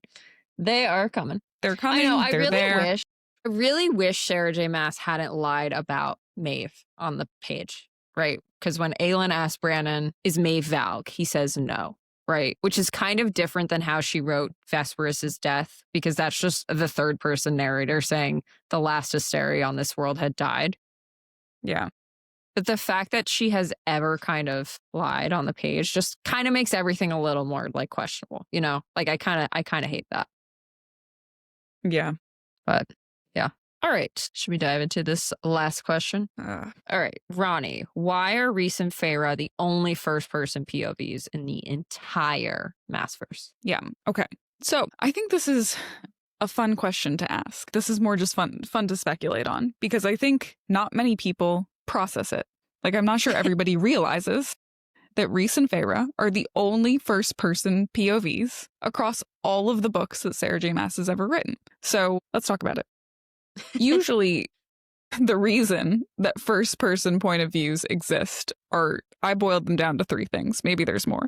1, so we can experience events through the POV's eyes. 2, so that information the POV does not know can be more naturally and easily concealed. And 3, so that we don't doubt the intentions of the POV. Yeah. So, like, unreliable narrator is a classic like intent of a first-person POV because like they might not know everything. Right. And ACOTAR, book 1. Yes. Yeah, ACOTAR book 1. Great example. So it's very interesting, right, that Sarah J. Maas's selections here are Feyre, and eventually in ACOMAF, she includes Rhys as a first-person POV. The first POV that we get from Rhys is the penultimate chapter of ACOMAF, which confirms a few things. One, his intentions about Feyre. He says he thinks that his chest might actually be broken in half. His heart is shattering. He calls her his mate. Like, it's like devastation all around. This is right after she basically gives herself up to go back to the Spring Court, makes Hybern think that he broke the mating bond, and he is devastated. And Amren is like, go get her. And he's like, no, I respect her. And it's a heartbreaking chapter, but we admire him for it. We feel the mating bond from his perspective, which I think is interesting and important, right? And we also, this was just a comment because I realized we never actually talked about it. We hear him say, perhaps Lucien being Elaine's mate would help somehow. I'd find I know. We do say so. Yeah. It might have been me texting you that, being like, excuse me. So Rhys is not fucking with the bond. Rhys is not messing with mating bond. Yeah. At least, not this one. Not this one. Like, yeah. Seems like he's actively thinking about it. The second POV that we get from Rhys is the penultimate chapter of ACOR, which just continues to reinforce that he just wants to enjoy life with his mate. And then we get a bunch of POVs throughout A Court of Frost and Starlight. And so she really piles them on here, right? We're jumping around everyone. Cassian, Morgan, Feyre, Rhys. Yeah. But still, Rhys and Feyre's are the only first-person POVs. So why? I think there's two options, honestly. There's probably many, but I think there's two options. One, the simpler explanation is that Sarah J. Maas maybe just tried something new by writing. Come here. What? Come here. I just want to show everyone. This is what my boyfriend looks like, okay? Boyfriend reveal. Do you understand now? Do you get it now? Do you understand now? That's great. That's really good. All right. So there's a couple options as to why they might be the only first-person point of views. The simple explanation is that Sarah J. Maas just wanted to try something new when she wrote ACOTAR. And so then she wrote it in the first person. And then by the time she got to A Court of Frost and Starlight, she wanted to introduce other characters' POVs, but didn't want to give away too much. So she just retained Rhys and Feyre as first person because she already had, but then introduced other people in the third person. I think that's plenty interesting because it does show that she wants to conceal other things. It's not like another author that we've recently read who just jumps around first person POVs. Like, I think it's still interesting and totally feasible that she just started that way and didn't want to end with a bunch of first person POVs. But I also think that it could be intentional, right? Like, what if they are first person because they are still so important to the story? And even though it seems like we have moved on from them, like we just talked about Rhys being High King. Like, what if Rhys does end up High King? Like, what if Feyre having everyone's power ends up really important? What if, like, the two of them are the convergence of, like, every race that we have met so far? Like, Fae, Valg, Asteri, human, all of it. Yeah. Like, maybe they are the main characters after all. Of the Maasverse, yeah. I don't know. Yeah. What do you think? And because I want to know what other people think on this, honestly. Yeah, I want to know what other people think on it. It's interesting because we don't get Cassian and Nesta from a first-person POV, even though we get their whole book. Right. I wrote, here's what I had in my notes. Third-person POVs let you hide character motivations. Looking at you, Bryce Quinlan, but tell an objectively true story. First-person POVs reveal character motivations, but let you hide things about the world you're building since you only know what the character knows, which is basically exactly what you said, right? So Feyre is a great example. It makes a lot of sense for why we get Feyre's first-person POV, especially in book 1, because we are learning about this world with her. When we get Rhys's POVs, I think he becomes a more complex and interesting character, basically, right? Because there definitely is something to, we see him through Feyre's point of view, and he is good, and he is perfect, and he is everything. And then you get Rhys's point of view, and you're like, no, he's not. He's not. He's still interesting, and I still love him, but like, he's not 100% in line with what Feyre kind of thinks of him as. Yeah, everything you like, the people who are out here being like, Rhys is controlling Feyre's mind and doesn't love her. I'm like, have you read his POV chapters? Because like that's clearly not true. Like, you don't lie in a POV, in a first person POV chapter, right? That's just like dishonest to your readers. That's just like not a good, I would be very pissed off if she did that, right? That is just straight up lying to your readers. Yeah. I think we also get, in pretty much the clearest fucking terms we possibly could, what Rhys would and would not do with his powers, right? So this is in Frost and Starlight chapter 2. It's literally the first POV chapter we get of Rhys in this book, right? So, and I mentioned this quote before, but here it is in full. It had occurred to me during the years we've been waging the same battle with Devlin and the Illyrians that I could simply rip into his mind, all their minds, and make them agree. Yet there were some lines I would not cross. And Cassian would never forgive me. He later says he literally wants to mist Devlin, right? Like, he hates this guy. He's really fucking annoyed with him, but he won't. I mean, I don't think he would literally miss Devlin. He also says he's like grateful to him for giving him a place in the war camp, but like, he won't do it. He won't do it. And like, that's like just like a clear, like, he won't fucking do it. Like, we have to know what lines he will draw, and these are the lines. And he wouldn't use his powers to quell an Illyrian rebellion either. He says, not good at all. We have to handle this carefully then to find out where this poison comes from and put an end to it peacefully. The poison is a metaphorical poison, not a real poison, about rebelling against Rhys. I clarified when he lifted his brows, we can't kill our way out of this one. So he won't kill them. He also won't do what you were saying before, which is we know he can use his Daemati powers on multiple people at once, right? We know he can cast a wide net, but he won't do it. He sees it as a violation, right? Yeah. And we also see him kind of like have doubts for the first time through his POV. We already talked about Tamlin. I don't want to talk about Tamlin again. I think that was like I think that's a really interesting chapter to read from Rhys's POV. But how he treats the Hewn City, he says, perhaps I had brought this upon myself by enforcing the Hewn City's borders for so long. Perhaps their horrible traditions and narrow minds had only grown worse while being contained. It was their territory, yes, but I'd give them nothing else. No wonder they were so curious about Valeris, though Kyr's desire to visit only stemmed from one need to torment his daughter. It makes him more complex to give him this POV, right? To see Feyre's view of him and then to actually get into his own head. So I think what you're saying is totally right. I think like it totally could just be that they end up as like whatever, king and queen of the multiverse or however it plays out. I don't know if that's what it's going to be, but something like that. I don't know if that's what it's going to be, but they could end up being still important. Yeah. It could have just been a writing choice. Yeah. I think on a character level, it adds specifically complexity with those two to see how Feyre sees him and then to see how he sees himself and where that does and does not align. And by the way, the same thing for Feyre as well.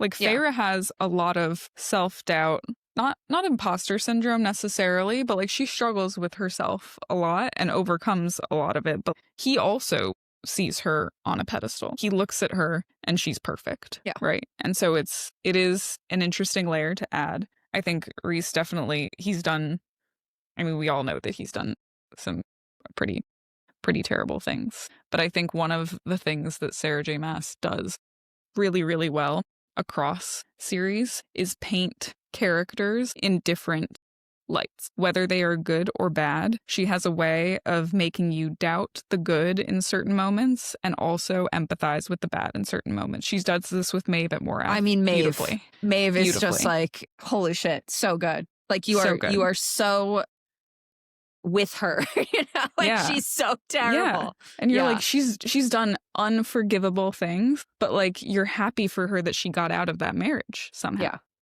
Yeah. So and I it's think like that's if she hadn't fucking tortured Aelin, you're like, okay, maybe you just let Maeve live. Maybe it's like, you know, maybe she's fine. Maybe she just goes to another world, not this one.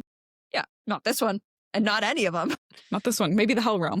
Yeah. Oh my God, Maeve and Apollyon, fucking power couple, man. Fuck. But yeah, I think it's one of her talents. I mean, she has many talents, but I think it's one of the best parts of her multiverse. I agree. And I think it adds layers, it adds complexity, it adds perspective, and just, you know, props to her. She's a fantastic writer. And I really start to realize how good a writer she is when I start to read other books. And I'm like, oh, fuck, this is not the same. Yes. Yeah. Mm-hmm. Cool. All right. Pre-Cog? Pre-Cog Corner. So if you are new here, or also if you're not, Pre-Cog is a word from the Empyrean series that means you can see the future. So Pre-Cog Corner is just our crazy, crackpot, we think this theory might be true based on a shred of evidence that we have, but we're really not sure. And we're going to put it out into the universe just to see. So that's what we do in this section. Abby, do you have a Pre-Cog corner theory to share with us this week? I do. This isn't that crazy. We've talked about it before, but I think it's a good place to talk about it. I want to talk about Rhys and Feyre's bargain and the wording around Rhys and Feyre's bargain. This is very on trend right now. There's been a lot of talk on the socials about Rhys and Feyre's bargain. Obsessed. So the actual bargain scene, what we get in ACOWAR chapter 82. This is after they come back from the war. But Feyre is talking about how, or Rhys is saying he heard her when he was dead. And the quote is, but he wrapped his arm around my waist and squeezed, breathing me in. I heard you even in death. It made me look back, made me stay a little longer before going to that place I had once tried to describe to the carver. When it's time to go there, I said quietly, we go together. It's a bargain, he said, and kissed me gently. I murmured back into his lips. Yes, it is. So this definitely seems like a death pact, right? When we go together. That's what the ACOTAR girlies are certainly going to read it as, and that's what the inner circle reads it as. Yes. However, when Rhys describes the bargain later, Rhys stared at the tattoo on Feyre's fingers, interlaced with his throat bobbed. Feyre answered for him. We made a bargain after the war to only leave this world together. Very different fucking thing, right? Than dying together, okay? So, also interesting, Aelin shows up in Silver Flames 2 chapters before this, right? So, like, Rhys, at least, I think, knows world walking is now on the table. The Suriel also says to Feyre in ACOWAR, Feyre Archeron, the Suriel said again, gazing at the leafy canopy, the sky peeking through it, a painful inhale. A request, I lean close. Anything. Another rattling breath. Leave this world a better place than how you found it. So we have now had 2 people talking to Feyre about leaving this world. Yep. I think there's a couple things that could be going on here. So the original wording of the pact does seem to be about going to, there is a death realm in this world, right? And we know it exists because we have talked to Connor Holstrom and we have talked to, how the fuck do you say Nehemiah? How is that actually said? Nehemiah or Nehemiah? Oh, Nehemiah. Yeah. Great. We have talked to Nehemiah there. So there is an actual death realm. So like maybe that's what we're talking about. I think what probably happened is that she wrote it that way and then she said, wait, hold on. No. I can totally make this work for me. I think we're getting world walking from Feyre and Rhys probably. Yeah. And I even have some ideas. We have some other quotes I want to talk about. So when Aelin closes the word gate to Aurelia, what it says is she was falling and being thrown. The word gate sealed behind her, and yet she was not home. As it closed, all worlds overlapped, and she now fell through them. So like it kind of seems like whatever was keeping the worlds apart when she closed the word gate is maybe now closing them. Yeah. I know we don't know when Bryce shows up in Prythian. But I think we can assume it's within the same calendar year, right? Because Feyre is heavily pregnant and then Nyx is probably young. It's not that far apart. So, like, is Prythian kind of back on the map now that Aelin has closed the word gate? Was there like something, because we talked about this, right? The Asteri cannot find Prythian. Was there something that was hiding Prythian? And then Aelin closed the word gate. And in closing the word gate, Prythian is now accessible again to people from outside Prythian. And is that how the Asteri kind of get back? I don't know, but we're getting a lot of world walking imagery or language with Feyre and Rhys. And we have now had 2 world walkers in Prythian within a span of a couple months to a year, I would say. I hope we're going somewhere other than fucking Midgard. Seems like a miserable place. But yeah, I mean it's leave this world together. It's not die together. Leave this world together. Leave this world together means something entirely different now. Like, my kind of open question about this series is, like, what is death? Like, is death death? Because also when they die, like, it's Rhys just another realm. Was describing dying as going to that place, like, to that other world. And so is dying just going to another world? Right. We know there is a death realm. We know that. Connor is there. Nehemiah is there. Right? We've talked to both of them from it. They can't leave, seemingly, but like if world walking is on the table. And Maeve opens a portal to the death realm, right? Because she talks to the world walkers. Right. So what is death, really? Yeah. Like, are we just all gonna meet on the other side? Is it really that bad? Yeah, there's a death realm. All right. I have a kind of dual, it's kind of 2 theories in one, but it like gets to the same place. And one is, again, a social media shout out, but it's too good. Like we have to include it because I love it so much. I'm so excited about it. It might be nothing, but I just really like it. And then one is just mine, and it's probably wrong, as per usual. Okay. So the punchline is, I think Feyre, forget Rhys for a second. Rhys can come, but I think Feyre might become High Queen. Okay. I think Feyre might be everyone's heir. Okay. And that's because of the line in ACOMAF when she says, I don't have any powers. She's trying to hide her powers still. It came out so fast that there was no chance of it sounding like anything but denial. Rhys crossed his legs. Don't you? The strength, the speed. If I didn't know better, I'd say you and Tamlin were doing a very good job of pretending you're normal. That the powers you're displaying aren't usually the first indications among our kind that a High Lord's son might become his heir. If she's displaying heir-like power, and she has all 7 High Lord's powers... Yeah. And we're also, like, kind of airless in a lot of places, with the exception of the Autumn Court. Is something going to happen here? There's one more queenly moment. And I say queenly because another queen in this universe has done it. This is a theory from a TikToker named Delaney Christek. You might have seen it this week. I think a bunch of people were sending it to us. I think Feyre might have also inadvertently had Rhys take the blood oath. I did see this, yeah. From instruction by the Suriel, who who was in league with Amren. Because the Suriel was telling Amren how to unbind herself. That is the moment. I do think that is the moment that the hollow wind pushes past Feyre, though, is when... Yeah, that is the moment. Much blood a few mouthfuls will do. A hollow, dry wind push past my face. That is the moment. That is the moment. So to recap the theory, I went back to the book and just pulled the quotes to summarize her theories. I didn't write down everything that she said in the video. So Delaney, I hope I'm doing you justice. I'm sorry if it's not right, but this is Delaney's theory. When Rhys is shot out of the sky and poisoned with bloodbane, we talked about this. Feyre tracks down the Suriel, asks it for the cure. The Suriel says it is her blood. How much blood? A few mouthfuls. Then it also says, chew this weed if you want to get better faster. We all get distracted because the Suriel also reveals that Feyre is Rhys's mate at this point.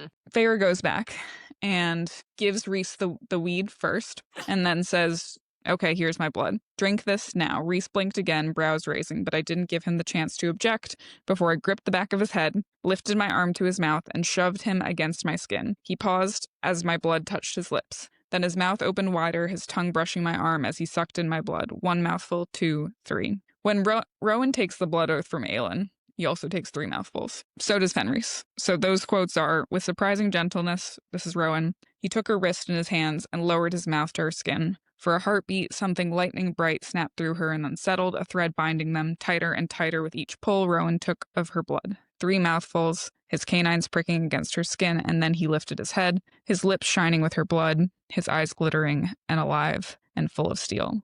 Rhys's lips were also shining with blood. I didn't include that part of the quote. And then Fenrys also took the blood oath, also took 3 mouthfuls. 3 mouthfuls. That's all Fenrys took before he laid his head back. And then Aelin mouthed a short, curt word. Fenrys did not respond. She spoke again. That queen's face unfaltering. Lives. So Aelin has Fenrys take the blood oath, commands him to live, and then he lives. When Rhys dies, this is the punchline of Delaney's theory, in my opinion. I think the whole theory kind of works without this, but like this to me was kind of what cemented it. When Rhys dies, the High Lords do each give him a drop of power, but Feyre also orders him to stay. Before and after, the High Lords give him this drop, and he comes back unchanged. So did the power save him, or did the blood oath save him? Well, or maybe both. Like maybe he had to stay, as in he had to not go to the death realm, but he still needed the power. Like Fenrys isn't dead yet. Rhys is dead. Yeah. Yeah. I like it. I remember when I saw it thinking, oh, but there was no oath involved. But I think maybe for Fenrys, there wasn't an oath involved either. Was there? I think Fenrys blinked, so it's a good point. Oh. Fenrys blinked, which means yes. Yeah. Yeah. I love it. I love the idea of this because it does feel like the Suriel is being very manipulative in this conversation. Yeah, like first he's like, oh, yeah, 3 mouthfuls. And then he's like, oh, he's your mate, by the way. Like it's a very strange conversation. So I do like it. I have this question about Fenris, and I guess I'll have it about Rhys too now. Like, will Fenris ever die? Aelin told him to live. Like, and he break it? And also, do they die if Aelin dies? If Aelin dies? I don't know. We don't know enough about this blood oath. I think it could now be. We would. Who's checking on... Where's on Vaughn? Fenris. No. Vaughn. Oh, and Vaughn. Jesus. No, because Fenris is with Aelin. Right. Maeve but is Vaughn dead. was still... So, like, Vaughn was still... Well, Rowan says Vaughn is still out there after Maeve is dead, but he doesn't know that. Yeah. Like, I need someone to lay eyes on Vaughn, because we don't have Gavriel. Oh, but Gavriel broke it, too. Oh, Lorcan is dishonorably broken. Lorcan and Gavriel and Fenris, it's all... They break them all. Oh, yeah, they broke them all. They break them all, except Vaughn. Yeah. Someone find Vaughn. Someone find Vaughn, please. All right. Sarah J. Maas clearly Where is Erston? Where is Vaughn? What was our third one? I don't know, but it was good. Fuck, I totally forget. Lost it. We'll find it. Man. It's somewhere in this file. It's somewhere in this file. All right. So Feyre might be everyone's heir. Rhys might have a blood oath to Feyre, but seemingly didn't really promise anything. So who knows? It would be really fun. It would be really fun. I would love it. Great looks, Delaney. It would be fun. Good theory. Delaney Christek. Everyone go look at her theory on TikTok. All right. What are you reading? Yeah. So here's the deal, guys. We're going to do a slightly different what are we reading corner because we've only been talking for 5 hours. So we want us to talk for longer. No. Ronnie and I am halfway through. I'm not going to go for that long, to be clear. I am halfway through One Dark Window. Ronnie has recently finished the Shepherd King Duology. So we thought what might be fun for this week is to do a little kind of review of that series. It won't be very long.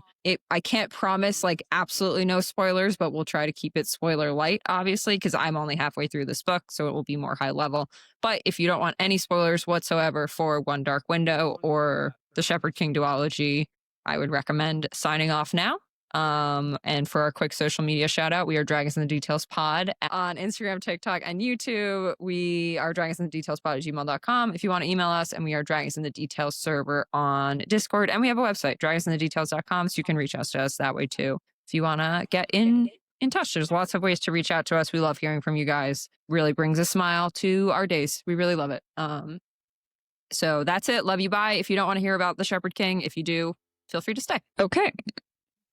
So where are you in the book? I'm 250 pages in, and it is 400 pages long. No, what is happening? Like, I'm not gonna know. How deep do you want me to get into it?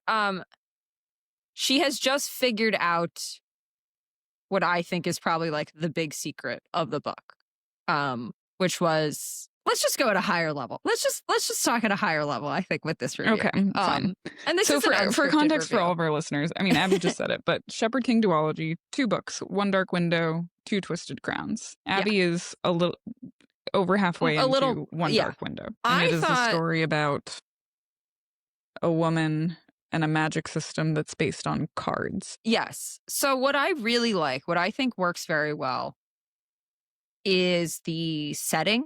I'm very into this town or this city or whatever it is that is shrouded in mist. I think that's very cool. And I think the magic system is very interesting. And I like the way it's written. You pointed this out. There's all these little like poems and stuff. There's like the language is pretty like evocative of place. You have like a good sense of the mood, the setting, the tone.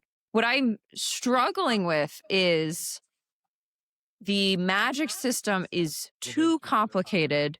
The proportion of complexity of the magic system does not line up with the amount that I care about the characters. So I am not like willing to do the work to learn the magic system because I don't feel attached to any of the characters yet. Like, I don't know who Elspeth really is outside of the fact that, and she has a monster living in her head. I don't think that's a spoiler. That's like part of the promotional material. You find that out pretty much There's immediately. A monster living in her head. The monster is really interesting. The monster is like the most interesting character. But like Elspeth herself, I find slow. Like she doesn't pick up on things. She's like not smart. She's not brave. I don't really get what I'm supposed to be like into with her. I'm gonna finish it, but I'm like, it's cool, but I'm like struggling to care, I guess is what I'm trying to say. And maybe that's coming off too harsh because we're on hour 5 of podcasting, but like that's how I'm feeling about it right now. Yeah, I think it's fair. I think honestly, I felt similarly in terms of my attachment to the characters. And as per usual, like I am unfortunately reacting to a series, we're always in this situation. Like, I've completed it and you are 1/4 of the way through it. And so I am thinking things that I cannot tell you. Yes, I'm sorry. But I think I felt a little bit unattached to the characters as well. I liked the magic system and was willing to, like, I'm happy to do the work to understand a magic system. I think the main character, we don't get to know her very well. I'm just not gonna. But you're giving me hope. You're saying it's worth it, basically. I'm like, I don't know. I'm more saying this to me was not a series that I would ever podcast about. It was just like a nice bedtime story. A nice bedtime. Yeah, I'm not feeling like compelled to read it. Like, I'm not like, oh, I have to go read this book now, right? It's not like calling to me from another room, basically. There was a point that I got to where I did rip through it. Okay, well, that's good to know. So that might be still to come for you. Or maybe not. Like, maybe we do have diverging tastes in books at some points. That's okay. Yeah. I really like the trees. I like the trees. I like the cards. I really like the magic system. Even though it's complex, I just can't remember what all the cards are supposed to do. And sometimes she'll just like offhandedly refer to one of the cards. Honestly, and this isn't really a spoiler, like, you'll just remember the ones that matter. I wouldn't stress out about it. Yeah, that's what I figured. I do like it. And I definitely will finish it. And I think it's unique. And like, I really like the monster. I think the monster's really good. I love the idea of her having this monster in her head. I don't like it when the main character is like the dumbest one in the room, you know, like when it's obvious what's going on, but she hasn't like put it together yet. You know what I'm saying? Mm-hmm. All right. Well, this concludes our 2-part Rhysand deep dive. I'm sure we're not done with him, but we feel like we got pretty deep. We are on social media, TikTok, Instagram, YouTube, as Dragons in the Details Pod. We are on Discord. Dragons in the Details is our server. We have a website, dragonsinthedetails.com, and we also have an email address, dragonsinthedetailspod@gmail.com, if you want to reach out to us. Please like, rate, subscribe. It really helps us out. We're a small podcast, but we want to grow. And that's all I got. Love you. Thanks for listening. Love you. Bye.